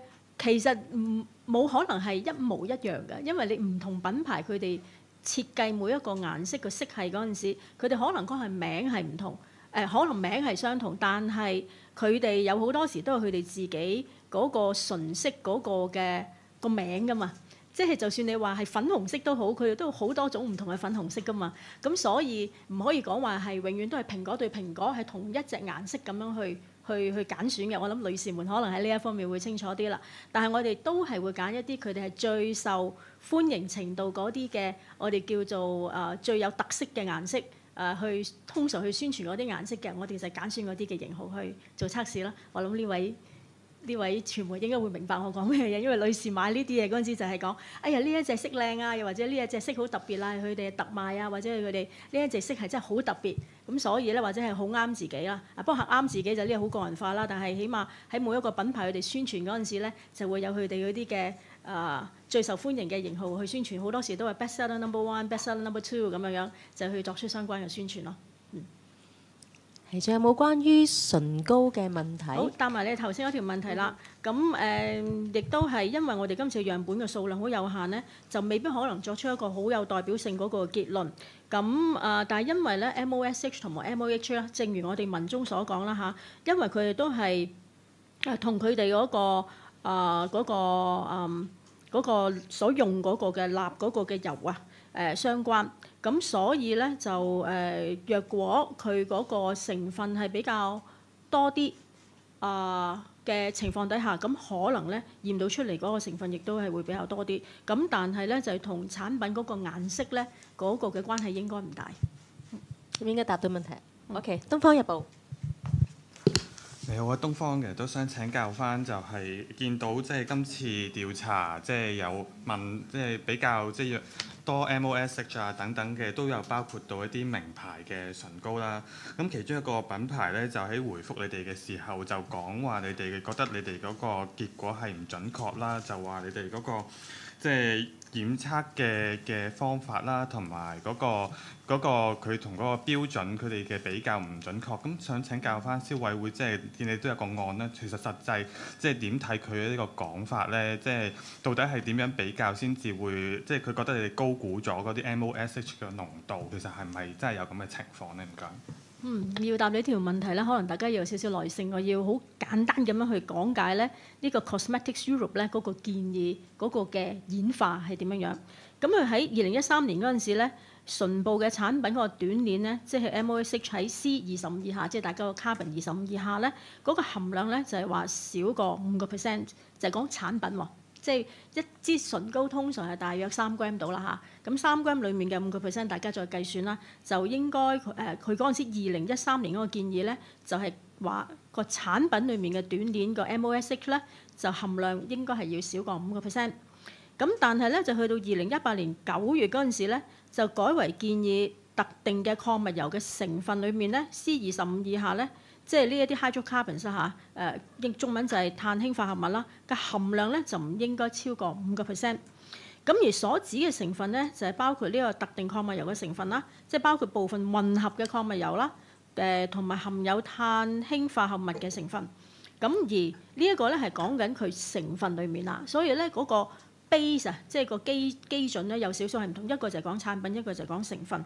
咁但係因為今次我哋嘅測試咧，就只可以產品嗰個嘅成品，即係嗰個產品自己啦嚇，個 finish product 我叫做去進行。咁但係咧就冇辦法係用嗰個原材料嗰個產品去進行呢個檢測咧，所以咧就只可以咧係用產品檢出嗰個嘅 MOSH 嗰個同埋佢類似物啦嚇嘅含量咧嚟推斷嗰個產品所用嘅成分咧係咪符合有關嘅建議。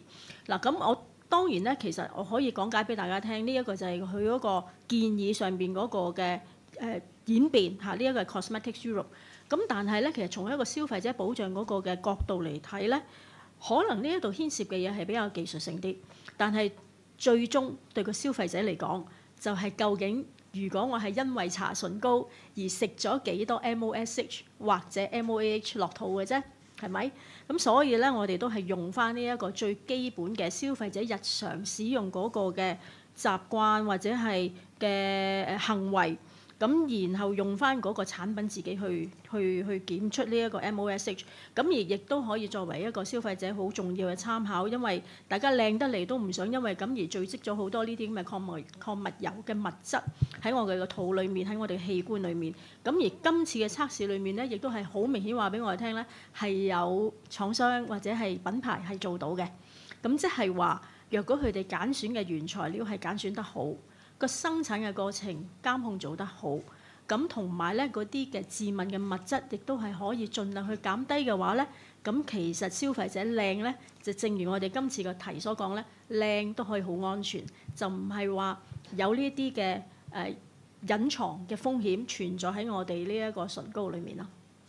咁希望答到嗰個問題，係因為主要係嗰個當年嗰個建議啦嚇，喺2年裡面咧係有改變。仲有冇唇膏嘅問題？如果冇關於唇膏嘅問題咧，咁我哋可以去下一個題目啦。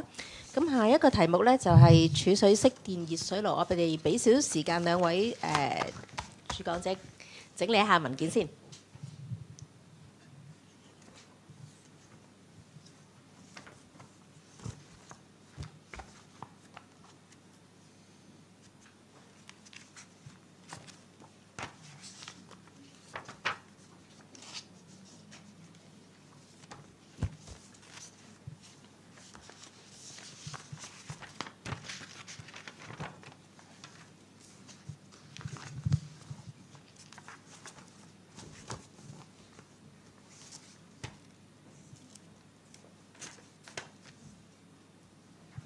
咁我哋開始睇下有冇關於儲水式電熱水爐嘅問題。邊位有關於儲水式電熱水爐嘅問題？大家都好清楚，冇問題。OK，K 寶，唔該。因為啱啱聽到有3款其實係唔符合個監察嘅標準啦，咁所以想知下而家個能源效益標準係啦，跟住佢係交咗俾機電署嗰邊跟進嘅，咁想知跟進嘅情況係點？會唔會有啲係仲研究緊，定還是係有啲係禁用咗咁樣嘅呢個型號？唔該。嗱，大家睇我哋嘅雜誌第23版，機電工程署個能源效益第2段就有講到嗰個而家個進展啦。咁而咧就亦都係將呢3款即係唔符合監察測試規定嘅型號咧，就已經通知咗個進口商啦。咁有2個咧，就而家正根據呢一個能源效益標籤嗰個實務守則嘅要求咧，就做進一步嘅測試，即係佢哋測試緊啦。咁但係另外一款咧，就已經放棄去做呢一個測試啦，即係唔再進一步做呢個測試啦。咁所以咧，機電工程署咧，如果大家留意上個星期5咧，就應該已經係將佢哋喺嗰個嘅表列嗰個型號紀念冊上邊咧係剔除咗㗎啦嚇。想問多少少咁樣，另外嗰2款咧，如果唔符合個標準嘅話，會唔會有咩後果咧？即係要檢視啊，定係都會好似呢一款咁樣停用？同埋其實有冇即係同佢哋傾過，就係其實唔符合而家個能源標籤嘅原因係乜嘢咧？係出咗喺邊度咧個問題？其實好多時有好多產品唔符合嗰個標準，有好多唔同嘅原因嘅。第一就係可能佢設計嗰陣時出現咗有某啲嘅漏洞啦，又或者佢哋嗰個嘅物料嘅選材啦，又或者係佢哋嗰個製造生產嗰陣時嗰個嘅流程個品質監控嗰個問題啦，等等都係會影響嘅。咁但係咧，當佢哋去同埋啲產品可能佢哋嘅品質監控出現咗問題嗰陣時咧，就可能有啲產品咧就做得唔錯，係符合要求嘅，但係亦都有啲產品咧就可能唔符合啦。咁所以咧就好難去一概而論嘅。咁但係你問我佢哋嘅後果係點咧，就真係要問翻機電工程署啦，因為佢哋而家正係做緊佢哋進一步嘅測試。咁當然都係好視乎嗰個結果，就會知道究竟佢哋會唔會需要好似另外一個頭先嗰個型號咁樣係要喺嗰個名冊上邊去剔除啦。咁但係若果佢哋係符合翻個要求嘅話，當然就可以繼續出售啦嚇。係，仲有冇關於熱水爐嘅問題？好，咁喺呢度想麻煩大家，即真係當大家報道呢個電熱水爐嗰陣時咧，記得提啲消費者我哋啲 tips，真係千祈唔好自行安裝啦，又或者係花灑式咧，就自己去安裝好多唔同嘅特色花灑啦，即係一定要跟翻係嗰個廠商嗰個嘅指定嗰啲型號先至好安裝啦，同埋嗰啲無排氣管式咧就即係亦都安裝嗰陣時，亦都係要小心，唔好亂咁加掣啦等等。因為呢一度係講緊真係安全嗰個嘅問題，咁啊不容忽視，同埋亦都唔可以掉以輕心。所以大家幫我哋去報導呢篇文章嗰陣時咧，都麻煩記住提消費者呢一啲嘅基本嘅安全嗰個嘅知識。想追問多少少熱水爐啦。其實今次即係同機電署一齊去做呢個測試咧，其實有冇話係邊個做主導咧？即係點解會促成到同機電署有合作呢件事咧？同埋測試嘅時候，即係兩邊個分工係點樣嘅？唔該。其實我哋同機電工程署咧，如果大家有跟開我哋好耐嘅新聞消費新聞咧，其實我哋每年都有同佢哋有一啲測試嘅項目合作嘅。咁今年咧，我哋揀咗呢一個儲水式電熱水爐啦。咁好多時咧，我哋嘅分工咧就係機電工程署就幫手去做嗰個安全嗰方面嗰個嘅測試，咁而消委會咧就係做嗰個效能表現嗰方面嘅測試。咁然後咧就再擺埋一齊去咧，就去睇每一個唔同嘅電熱水爐啦各方面整體嗰個嘅表現咯。咁而喺我哋嘅過程裏面咧，其實都睇到譬如話能源效益。出咗嚟之後，有一啲正如頭先嗰3款啦係冇符合到佢原本嗰個嘅標籤嗰個嘅規定，又或者我哋睇到咧就係一啲最新嗰個嘅標準啦就係 IEC 嗰個係用2023年啦。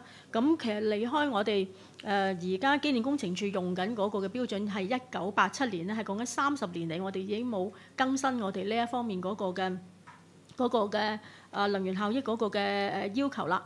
咁因為呢個標準係好新，所以我哋係理解嘅。咁正就係因為咁咧，最新設計嗰啲雙膽式嘅電熱水爐咧，都冇包含喺而家嗰個嘅能源效益標籤嗰個嘅要求範圍裡面。咁所以我哋都好希望咧，機電工程署能夠盡快去採納最新呢一個嘅能源效益標籤，令到呢啲雙膽式嘅咧都可以包含埋喺我哋呢一個嗰個嘅計劃裡面咯。仲有冇其他問題？如果冇咧，我哋又去下一個題目啦。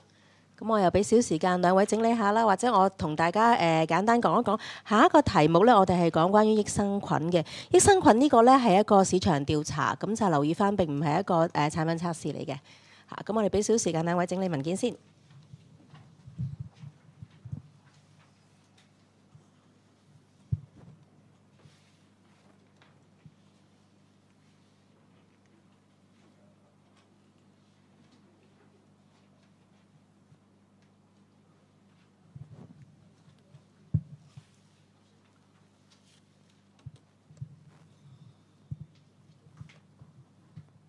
好，關於益生菌嘅問題係咪 K 寶有問題？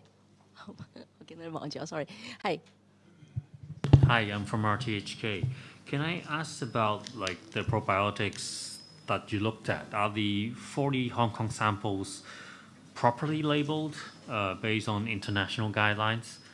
And what are your recommendations for the government? What should they do regarding the products sold here? Thank you. Well, the reference point we are using is the International Industry Voluntary Labeling Guidelines about how to label probiotics. If we refer to their guidelines, there are 5 key areas, but most fundamental is when they label their product, they should have the genus, species, and also the strain of the bacteria listed on the product, so that the consumers can exactly know what kind of probiotics they are taking. And secondly is about the quantity. They should be labeled according to the colony foaming unit (CFU), so that people also know to what are the quantities you are talking about, and also of course the when is it manufactured, and also the expiry date of these probiotics is also, requested, especially, to be labeled. But based on these voluntary guidelines, it is obviously not ideal. According to the 40 samples that we surveyed in Hong Kong, only 15 samples, 15, can clearly label all the strain of the bacteria. And the worst one is, has no information at all, nothing about the genus, species, and also the strain, nothing about, the quantity. It's just simply say, it is probiotics, which is very undesirable. And 20 only labels the genus, and 2 didn't label, the quantity. So it means, all in all, it is not ideal in the clarity and also the transparency of the label of different probiotics. And worst come to worst is, because there are 2 types, as presented by Victor. It contains Enterococcus faecalis. So it is not recommended by the WHO or JFAO that, for human consumption, because it is unstable and also, could create harm, to the human body. So what we believe is the fundamental reason for a consumer to intake probiotics is because they want to make themselves more healthier. But if the information is not clear, you don't know what you're intaking, and also you don't know to what extent, you should intake, the quantity by itself.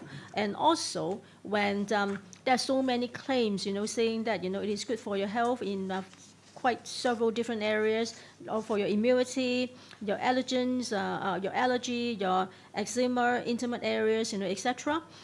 For certain claims, it is not scientifically, very proven. So, and also the quantity, for intaking, that means, it may create harm if you wrongly intake, probiotics. So the most simple recommendation we have for consumers is, yes, it may help you in some aspects, but please, consult your medical professionals, your family doctors, whether you're suitable for intaking it, and also to what extent, and also what kind of species and genus that you should take to help what problems or maybe what areas, you want to improve. That is the most fundamental advice, we want to offer to consumers. And also for certain consumers, especially those that have just finished surgery or having serious illness that could create infection by intaking probiotics, because under very rare circumstances, their yeast can get into your blood and also, could infect, individuals. That could create a substantial harm to those people as well. So we have to be really mindful about, even though the name by itself, is so tempting and also it seems, very healthy, but there are lots of, details and also risks involved, that, the consumer could not take lightly. Sorry, what does the Consumer Council want the government to do regarding these probiotic products? Thank you. Very simple. We believe, it is very important to follow the international development, to have more regulation on this kind of dietary supplement, to safeguard, the interests of consumers.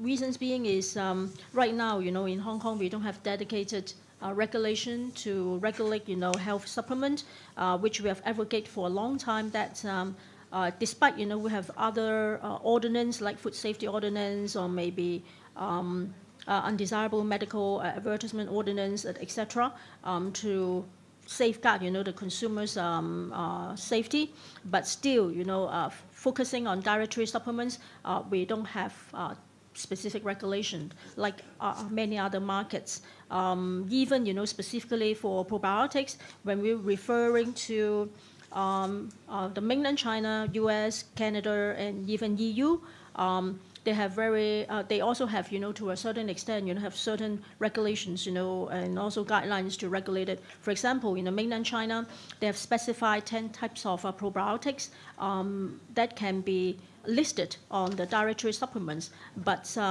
the more risky enterococcus faecalis and also the enterococcus faecium cannot be listed. So if there are more specific requirements and guidelines and also regulation to regulate this kind of dietary supplement, that will be more useful and also helpful to consumers functionally. 係 AN730。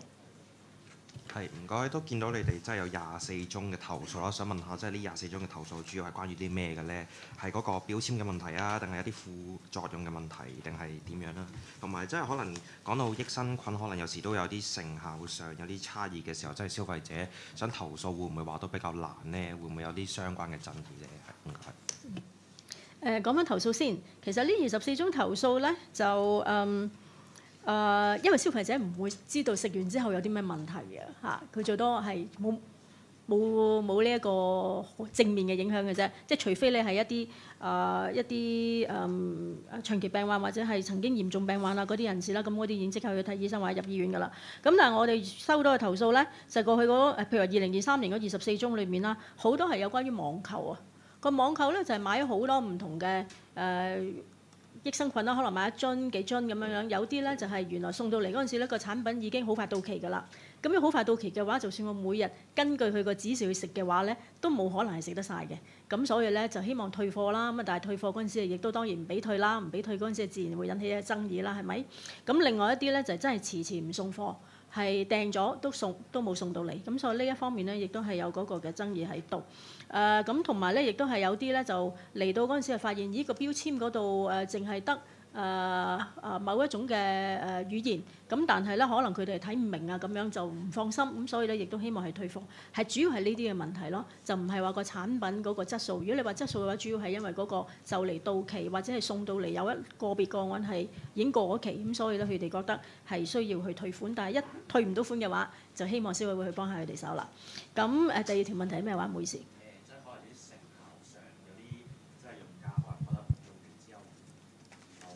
時候會唔會話都可以嚟投訴，或者有冇遇到啲相關嘅投訴咧？嗱，可以嚟投訴嘅，不過好難去處理，因為個原因咧就係呢一啲嘅佢哋主要都係一啲我哋睇到嗰個嘅佢哋聲稱嗰啲嘅成效係講緊圍繞幾大方面嘅啫，一就係腸胃健康。二就係嗰個免疫力會唔會有所提升？第三濕疹同埋敏感。第四咧就係女性私處部位嗰個嘅健康。咁而咧就文章已經講得好清楚啦。腸胃健康咧係有2種益生菌咧係應該係獲到大部分嘅科學嘅證實嘅支持嘅，就係頭先講嘅呢一個雙歧桿菌啦，同埋呢個乳酸桿菌。而免疫力咧就因為你自己本身個腸胃好咗嗰陣時咧，可能都會有機會改善咗某啲嘅免疫力。濕疹同埋敏感咧就未有足夠嘅證據嘅。咁而女性私處部位咧都係有待研究，但係乳酸桿菌咧就似乎都可以維持女性私處部位嗰個健康。咁所以就住呢一啲暫時有嘅科學嗰個嘅證實，如果你話係好明顯睇到個改善，因為有好多唔同嘅因素會而影響咗噶嘛。你個飲食習慣啦，你個生活習慣啦，或者係你本身嗰個人嗰個嘅身體個狀態啦等等。咁所以若果話佢有任何嘅追溯係究竟係咪真係冇效咧？其實係極度需要一個大型嘅我哋話叫臨床嗰個嘅研究啦嚇，先至可以證明咧究竟佢係咪有呢一個虛假嗰個嘅説明，又或者有誤導嗰個成分。咁所以喺呢一方面嘅爭議咧，就真係唔容易去處理。咁所以正我哋就係叫消費者，你真係想食益生菌嘅話，都要認識多啲，諗清楚，睇多啲，咁然後先至好最好係問翻你嗰個嘅家庭醫生啦嚇，咁然後先好食。若果係諗住自己都試下啦，我唔覺得有好大風險嘅，咁都係嗰句啦，都係要認識睇多啲，跟住然後先至好食咯。就唔好話邊個話呢隻好啊，嗰隻好啊，咁就自己猛咁買嚟食，因為個價錢都不菲嘅。咁但係你食完之後冇效，就嘥咗錢啦。但係若果係可能係以為你想係改善某一啲嘅情況嘅話咧，咁係強差人意嘅，亦都唔想。咁呢啲都係大家要留意嘅咯。係有線電視，頭先係咪有問題？冇啦 ，OK。呢邊先 ，OK。The standard。Like 20 samples claim to be suitable for children in this research. I want to ask, is there any warning on the products tested that this product may not be suitable for newborn babies? Because it just said the FDA has issued a warning that new baby bones may be decreased after consumption of this kind of products. And if not, will the consumer council suggest or urge the government or relative parties to build law or legislation to regulate that manufacturers must make it clear that the product may not be suitable for newborn babies? Yes.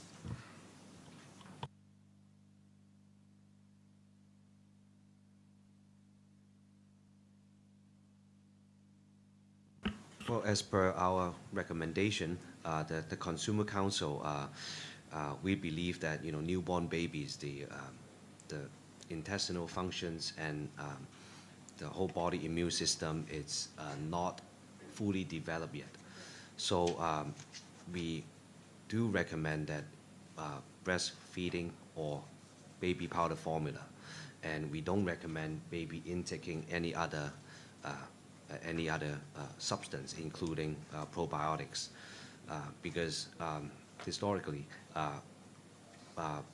breast milk has other ingredients that helps to help a child to grow and all that. So. Well, so that means, in short, if the parents, shouldn't just simply give probiotics for their kids and even baby to eat. Because they are not yet developed, and also that requires really professional medical advice before letting the kids and also baby to take probiotics. So we don't recommend that at all. Even though the product said for certain age, this time we have one product claiming it could be for 1 year old before. 10 samples saying that they can have H1 and above to eat, and another 10 samples saying it could be suitable for age 2 to 6. But still, what we believe is for prudence sake, you don't want to warn your kids get sick, right? So it's better to ask your family doctor, especially for your children, whether they should have this. If they have a constipation problem, it could be for other reasons. They may have other ways to resolve it instead of simply taking probiotics. So we have to be mindful about it, especially in overseas. As we state in the press release already, it could be fatal. So you couldn't undermine the risk of doing it by yourself. So should the manufacturer label a warning that this product may be not suitable for newborns or should not be used for newborns? Because maybe some parents, they don't know the knowledge. That is a little bit technical, but of course, the more warning statements about, the limitations and also the risk of having, infants or kids, to take would be more safeguarding, to this specific consumer segment group. But what we believe is fundamental is about regulation. We don't have specific regulation on dietary supplement and also functional foods. So when we refer to other places like the mainland, the EU, and also Canada, they have provide certain guidelines and also requirements already. So we should follow suit and offer more protection to consumers in Hong Kong. 下一條問題 Now TV。係你好啊 ，Now TV 嗰邊，咁想問下咧，就話啱啱出世 BB 唔啱食用呢個益生菌啦，咁想問下有冇話咁建議幾多歲嘅小朋友其實就可以食用咧？因為始終你話啱啱出世就話唔適合食啦，咁去到幾多歲啦？佢哋真係先至可以叫做食用咧？咁呢啲家長可能都唔知啦。咁另外啱啱都有講到嗰個糞腸球菌咧，就話唔建議係作呢個益生菌俾人類係食用啦。咁有冇話其實同政府會唔會有啲乜嘢措施啊，或者商討就可能真係禁用可能呢一啲嘅益生菌係香港市面上即係俾市民買到咁樣咧？唔該。嗱兒童幾多歲適合用咧？我哋會唔會先會俾到一個特定答案咧？即係抱歉，我哋未必可以俾到，因為咧就每一個細路仔嗰個嘅發育咧，嗰個嘅情況都唔同。咁啊，初生嬰兒啊嗰啲就肯定就唔建議㗎啦，或者係要非常之小心㗎啦。咁但係到幾多歲之後可以食咧？咁就真係其實我哋絕對會建議咧，就係爸爸媽媽係愛子女心切，亦都希望佢哋嘅腸胃好。咁但係喺呢個情況底下，究竟應唔應該食益生菌？食邊種食幾多？咁其實都真係因人而異嘅。咁所以我哋都會建議咧，就係去睇翻你自己嗰個家庭醫生去問翻嘅話咧，就會比較合適啲。咁同埋記住，大家唔係淨係食益生菌先可以改善到腸胃嘅健康噶嘛。咁我哋喺文中都有提及啦，有好多嘅天然嘅食物都係可以提供到好多唔同嘅好嘅益生菌㗎。譬如話我哋啲 yogurt 啦，或者係一啲嘅發酵嘅食物啦，又或者係食多啲嘅蔬菜啊等等，其實都係一啲好天然嘅食物，就可以幫助到一個人嗰個腸胃嘅健康。係咪真係一定要食益生菌呢？咁呢一個就所以大家都係要自己去考慮嘅一個題目嚟嘅，係咪？咁第二條問題係，唔好意思，仲有冇第二條問題？講嗰個糞腸球菌啊，你話唔建議益生菌，即係當作益生菌食用，即係會唔會同政府啊有啲乜嘢措施或者商討，即係禁止呢一啲嘅益生菌喺市面流出？因為講到話真係有好大嘅一啲被污染或者變成一啲致病菌嘅風險咁樣。唔該。嗱，咁其實我哋參考兩個地方啦，一個就我哋嘅中國內地啦。其實咧嗰個糞腸球菌啦，同埋屎腸球菌咧，就已經唔可以喺佢哋列表上邊㗎啦。佢哋嘅列表咧，只係有10種嘅益生菌可以列出喺用喺呢個膳食補充劑嘅作為益生菌嘅啫。咁所以咧就已經係好清楚列明啦。咁譬如話台灣啦，亦都係講到明咧，就係未經確認佢嘅食用安全之前咧，就唔可以作為食品個原材料使用嘅。若果佢仍然都係希望添加嘅話咧，亦都需要去到當局咧提供佢嗰個菌株啦嚇，嗰個 strain 嗰個基本資料、詳細生產加工過程、品管同埋呢個儲存嘅方式咧，同埋預計嘅使用量咧，即係好多仔細嘅嘢咧，去申報嗰陣時咧，亦都係經過當局嘅審視，然後先至可以作為食品嘅原材料去使用嘅。因為都有頭先有提到啦，其實呢兩種嘅糞腸球菌同埋呢個屎腸球菌咧，實在係有佢哋嗰個風險嘅存在嘅。咁所以可以睇到，若果有一個特定嘅法例，同埋係喺一啲有風險嘅範疇或者菌種裏面係加以監管嘅話咧，咁其實對消費者嗰個嘅健康咧都可以有啲保障咯，有多啲保障。好，有冇關於商業電台嘅？係都想問下咧，即係啱啱都提到話有2款係含有呢一個糞腸球菌啦。其實會唔會話而家知道如果食用咗之後，即係可能消費者買完翻去食咗之後，其實會唔會話有啲乜嘢嘅後果，或者會唔會有啲咩影響咧？另外都想問翻咧，就係後面有講到話有20款而家係聲稱兒童專用或者啱用兒童食，有冇話佢哋本身喺嗰個 product 上面有冇話顯示到其實係適合幾多歲食用啦，或者係符合係幾多歲以上？因為你都提到就係唔好俾初生嬰兒食用啦，因為係啦，唔好俾初生嬰兒食用，所以想知道其實佢自己本身有冇寫到話其實係幾多歲以上先可以食用？唔該。嗰啲產品係嘛？嗱，我再講一次，因為頭先我可能講得唔係咁清楚，所以我再講清楚啲嚇。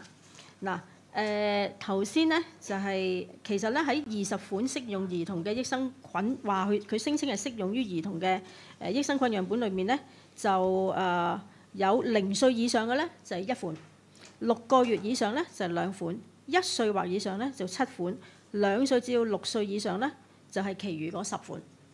咁即係總共有20款咧，就話適用於兒童嘅益生菌嗰個樣本。咁希望可以解釋清楚嗰個樣本嗰個嘅分佈啦。嚇，咁呢個第一點。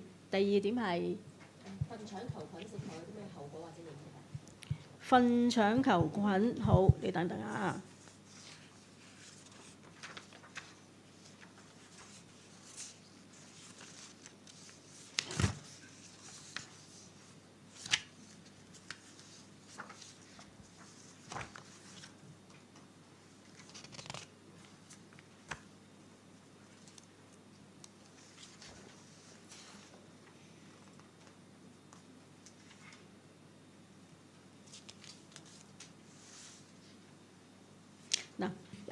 其實講翻呢種呢個腸球菌屬究竟有啲咩問題先啦嚇。因為呢兩種菌株咧就係經過聯合國糧食同埋農業組織啦，即係GFAO 啦，嗰個同埋世衛嗰個聯合工作組織工作組嗰個嘅最新嘅評估咧，就係話呢兩種菌株咧就比較唔係好穩定，好容易咧就會被污染，或者咧係會有呢個遺傳物質嘅轉移啦嚇，而變成呢一個病菌嗰個嘅風險。咁而咧亦都分別有研究指咧，就係話呢一種腸球菌嘅菌株咧，都係具有呢個抗生素萬古霉素嘅抗藥性。咁亦都評估，你都發現咧有部分嘅有抗萬古霉素嘅抗藥性基因嘅腸球菌咧，同醫院裡面嘅感染嘅個案有關。咁所以你話係咪食咗之後一定會有問題咧？又未必一定。咁但係因為佢唔穩定，容易受污染，所以佢嗰個風險就會高。咁特別係咧，佢具有呢一個抗生素嗰個抗藥性咧。咁若果喺醫院裏面咧，嗰啲嘅病人啦嚇，佢哋嗰個感染嗰個個案咧，就係有機會啦，即係嗰個風險咧，亦都會大啲。咁所以風險就係風險，咁你永遠都唔知道邊一個中㗎嘛，係咪？呢個就係風險嚟㗎啦。咁所以我哋就會睇翻，亦都睇翻喺唔同地方，佢哋就住呢一種嘅腸球菌屬咧，嗰個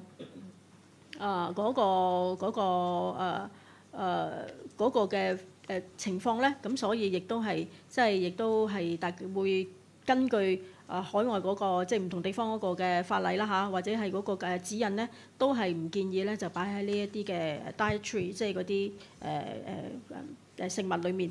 咁嗱，再有補充資料咧，就係粉腸球菌嘅樣本咧，就係一款咧就冇寫到適用嘅年齡嘅，一款咧就係寫6歲以上。咁補充翻呢個資料俾大家。好，仲有冇關於《東方日報》？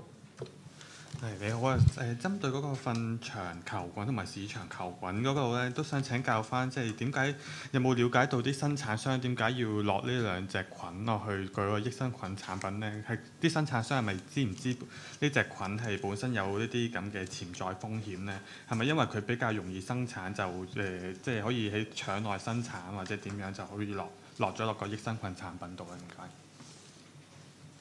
我轉頭答你呢條問題，因為即係我哋冇問嗰個有冇問到佢點解你落呢兩隻菌咧？我要再問翻相關同事去查證下先，我再覆翻你好嘛？呢個我哋留翻一陣間先至轉頭答翻你，先至補啦。有冇其他問題關於益生菌嘅？仲有冇？如果冇關於益生菌嘅問題，或者我哋可以先去咗下一個題目先啦。下一個題目咧就係模擬賭博遊戲，我哋都俾少少時間兩位預備一下資料先。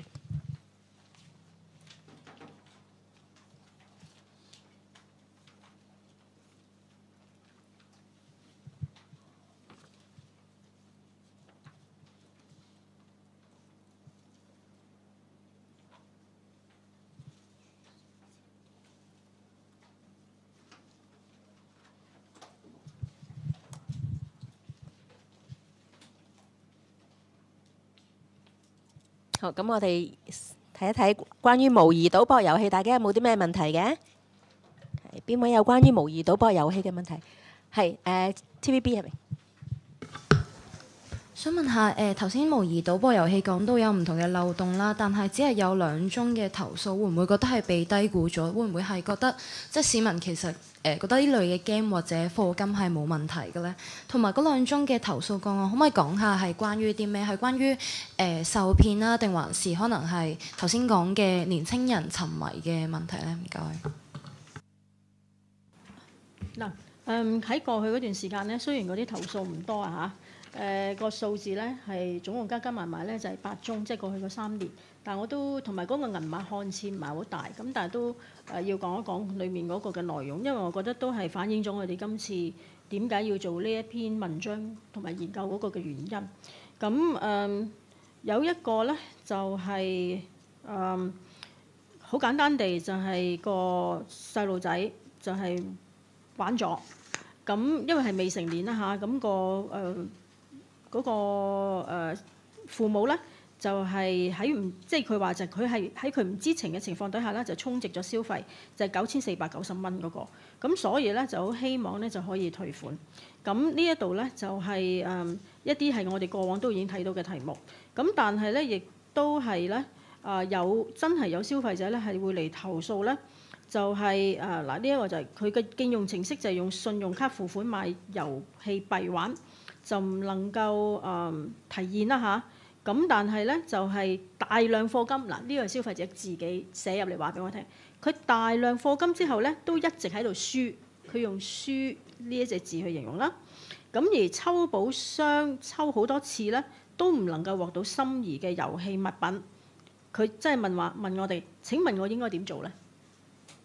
佢問消委會佢應該點做嗱？佢寫入嚟嗰陣時就係咁樣啦。咁你諗下，其實佢係真係諗緊，我好想要嗰個寶箱。我已經俾咗好多錢啦，已經輸咗好多次啦。咁但係我仍然都攞唔到個寶箱，咁我點算呢？係咪？即係呢個就係消費者佢同我哋嗰個嘅申訴。咁另外咧另外一個咧亦都係消費者寫入嚟㗎，不斷喺網上面增值，但係日日即輸即冇晒。不斷網上增值嚇，但日日即輸即刻冇晒。投訴咧呢個遊戲好唔公平，有啲咧就可以係可能咧。就係用呢一個非法買賣分數，咁佢哋就已經可以好快就升級啦。但係咧，佢係用翻自己嘅錢不斷咁樣增值，但係又冇話俾我聽個機率係有幾高。咁冇任何證據底下咧，佢去上訴啦，去嗰個同嗰個遊戲平台上訴啦。但係嗰啲服務員嘅態度亦都係極差，遲遲都唔覆佢。咁咧，佢咧就話佢日日增值，就日日冇，即係日日都冇贏過嚇。咁所以咧，又點算咧？呢個就係消費者寫入嚟嗰陣時就問我哋佢點算，咁我哋梗係會話俾佢聽，你不如唔好玩啦，係咪嚇？咁或者即係點樣去幫你爭取翻你自己想要嘅嘢咧？咁呢樣嘢就比較困難嘅，因為呢一個係冇機率噶嘛，係咪？咁仲有咧嗱，呢一個亦都係佢後尾冇俾到資料我哋，所以我哋冇得跟進。佢講到明我係未滿18歲㗎，但係我喺一個手遊裏面咧就係付錢購買商品已經去到2萬蚊啦。其實都唔細嘅喎，個人碼係咪？我嘅家人咧，因為我先知道咧，我失去咗呢一個咁大量嘅金錢咧，佢哋希望可以獲得退款。咁佢哋自己爭取咧就退款失敗。咁希望我哋幫佢咧去爭取翻退翻個課金俾佢。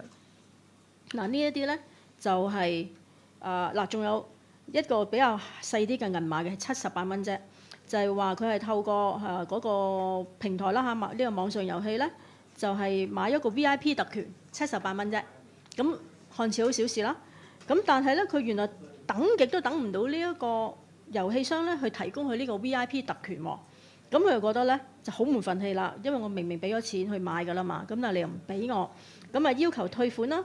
咁但係咧亦都俾人拒絕咗喎，咁所以咧佢再上訴咧又唔得，咁佢又覺得自己好唔抵啦，因為咧我俾咗 VIP 特權，俾埋錢，咁揾極你都唔俾翻個 VIP 特權我，咁去咗成4、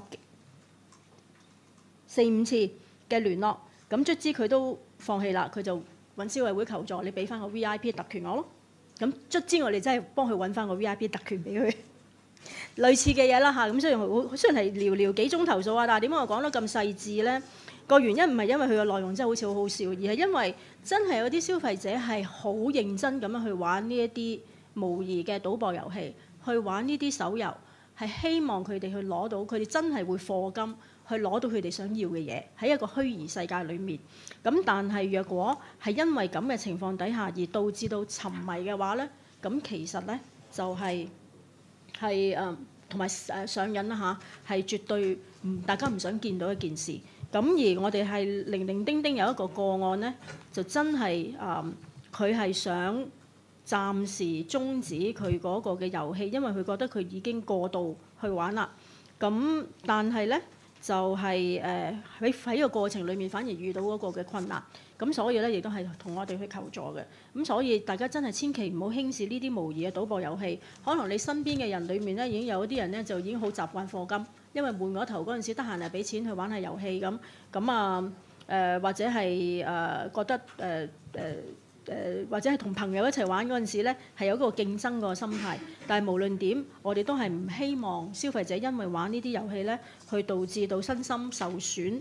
不論金錢已經係花費咗金錢啦嚇，大量課金，但係咧個身心受損咧先至係緊要。我哋喺呢一度咧，亦都係已經道出咗咧，就若果係萬一係成癮嗰個嘅情況㗎啦，喺我哋嘅第43頁。特別係子女嗰方面，點樣係賭博失調啦？點樣賭博成癮啦？點樣去患上呢一個賭博失調嗰陣時相關嘅症狀係點啦嚇？咁即係我哋都好希望咧，就大家幫手宣傳下啦，因為好多時啲子女而家可能係韞咗自己喺間房嗰度諗住做緊功課，但係原來佢哋玩緊遊戲嗰陣時而出現咗呢啲問題嘅話咧，可能出現咗嗰陣時都已經為時已晚啦，應該係透過一個好嘅良好嘅教育，同埋有一個正面嘅嗰個嘅消閒嘅習慣，而避免去出現呢啲咁嘅問題咯。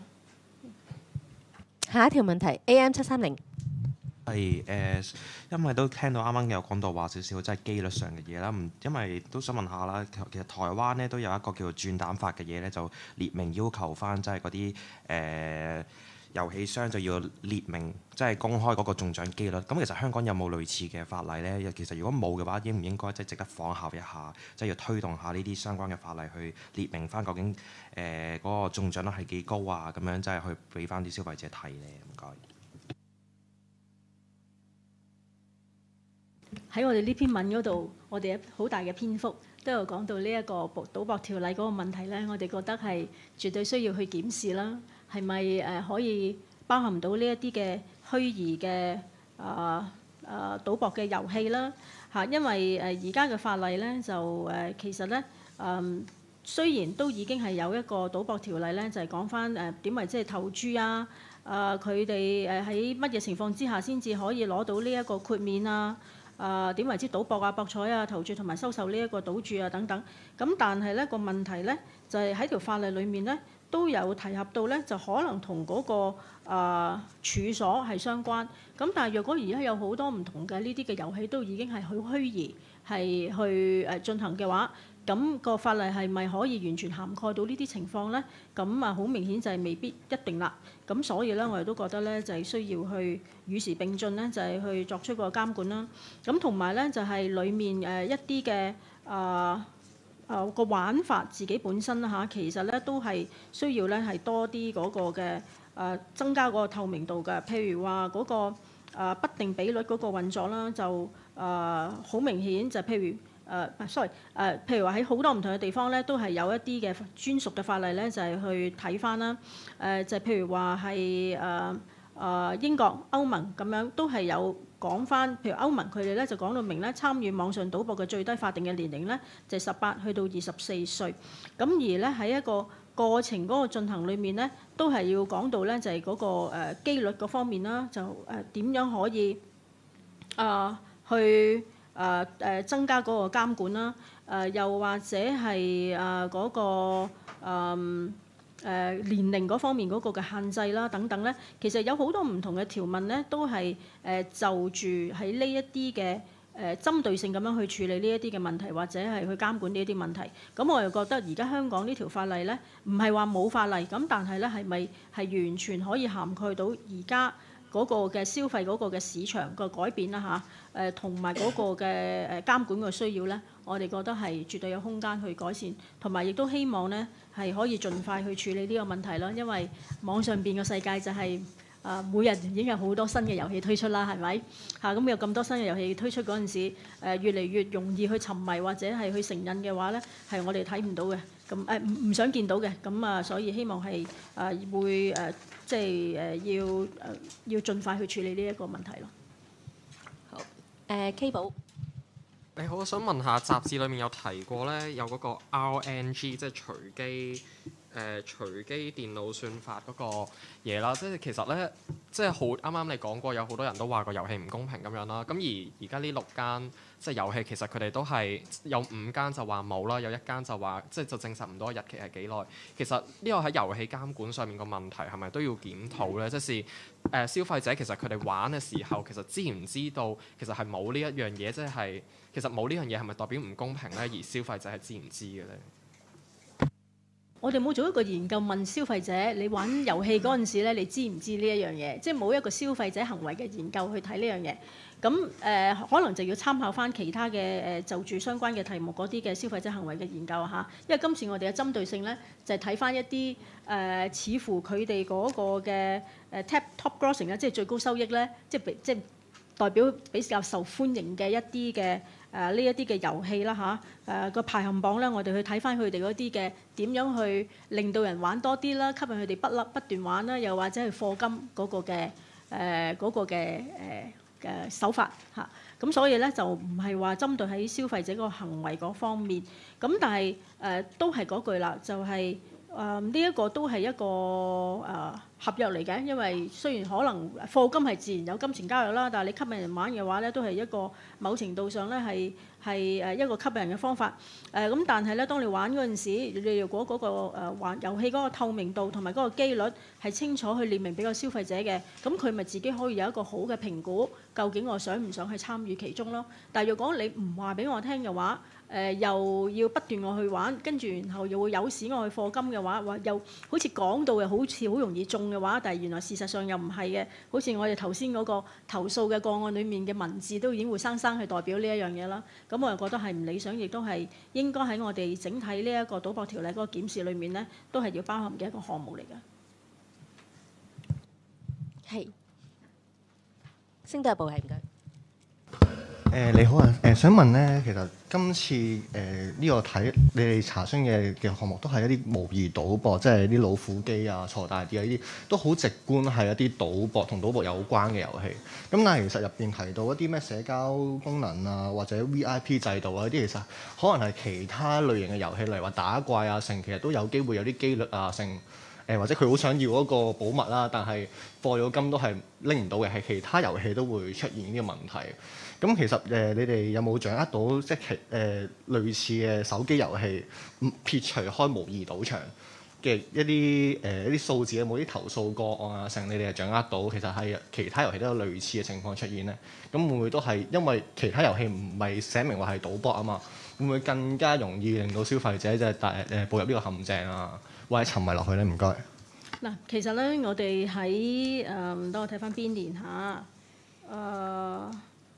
我哋係第531期嘅選擇月刊嗰度咧，我睇翻個年份咧，因為我哋知531期啫。喺個選擇月刊裏面咧，我哋都係已經講手遊嗰個嘅實施5大手法咧，係促玩家課金。咁其實咧，裡面嗰啲手法咧係萬變不離其宗，都係嗰啲手法。咁啊，大家可以睇翻呢個就係我哋當年嗰陣時嗰篇文章嚇。咁啊，大家可以作為參考。其實咧，呢啲咁嘅 in-game purchase 咧，個手法真係好似嘅。好多時都係抽獎啦，好容易吸引你去好多期間限定啦、新手嘅禮包啦、持續課金獎勵啦，又或者係以抽獎嘅形式取得啦、VIP 啦、月卡啦、訂閱制度啦、課金宣傳推廣啦，都係呢啲咁嘅手法。其實不論其實佢嗰個遊戲嘅形式可以係上千萬種，有啲係類似賭博嘅形式，但係有啲咧係一個真係純遊戲。咁但係無論點，佢哋去令到嗰個消費者課金嗰個嘅手法咧，都係萬變不離其宗。咁所以咧，我哋都係覺得喺手遊嗰方面咧，其實喺第二度咧都係有一啲監管嘅制度嘅嚇。咁賭博條例咁更加，因為今次係近似賭博啦嚇。譬如話你玩啲老虎機啊，去試你嗰個嘅運氣啊等等，其實更加似去賭博嗰啲嘅類別。咁所以我哋都會覺得咧係整體成件事喺嗰個賭博條例啦，同埋喺呢啲嘅手遊嗰方面咧，都應該係要真係全面去檢視，去做翻相關嘅監管，令到玩得嚟都係唔會因為咁而沉迷成癮，亦都唔會導致到身心不健康咯。係，仲有冇其他問題？關於模擬賭博遊戲嘅其他問題，如果冇咧，我哋要去到最後嗰個題目啦，就係醫療儀器嘅投訴。咁頭先就分享咗兩個個案啦。咁跟住我哋俾啲時間兩位整理啲文件之後，我哋就開始就住醫療儀器投訴嘅個案咧，可以做一啲嘅提問嘅。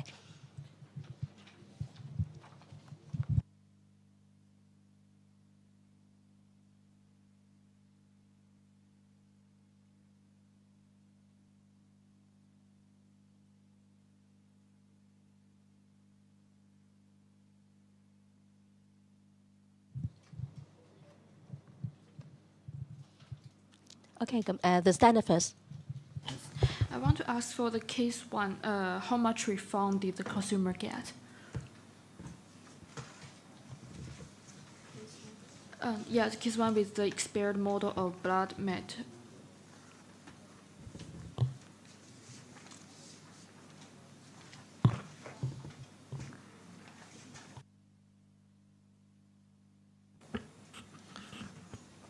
With our help, the retailer agreed to return $28,000 to back to the complainants, and but I think it's important to share with you that over the past 3 years, the successful cases only achieved 29%. So it means that only 29% of the cases successfully got their money back. Yeah, it's very difficult. It's very difficult to have a successful redress of on a medical device. So because some of them, is really looking for exchange to replace, some harmful components, but that took too long a time to replace that. That caused the complaints. So it is really not easy, to do that. Especially some products are customized product, so that would have a lot of disputes about whether the consumers misused the product or handle it carelessly to cause the problem. So that require a lot of back and forth for that. And some will be some medical devices are cheaper in terms of value, but the product quality is just simply too poor. But the trader said, maybe you misuse it, you tune it wrongly, and that caused the problem. May I supplement a bit? Victor's mentioned about the 28,000 is for case 2, the hearing aid.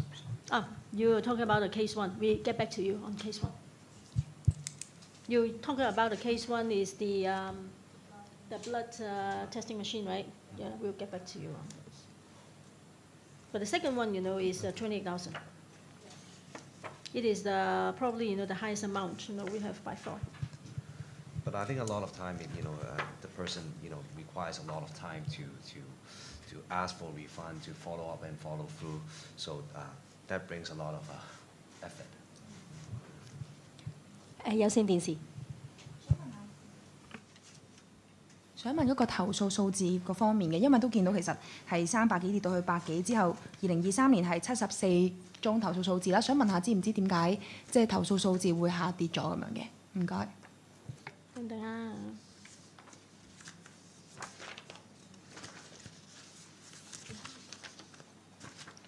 嗱因為點解我哋會有所下降咧？就係因為其中咧就係有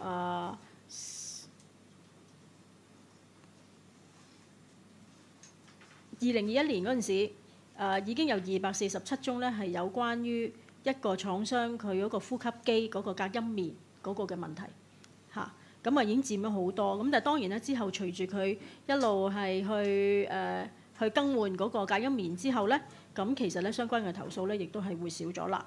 咁所以咧係相比起2022年嘅66宗同埋2023年嘅32宗咧，就係會高出咗好多嚇。咁就但係咧講到明咧，呢啲醫療儀器咧就係講緊係一般使用嘅電力嘅醫療儀器，譬如話產品係譬如話其他嘅醫療儀器，我哋好多時都會知道嗰啲口罩啊，又或者係嗰啲新冠病毒包或者 RAT test kit 啊嗰啲係唔包喺度㗎嚇。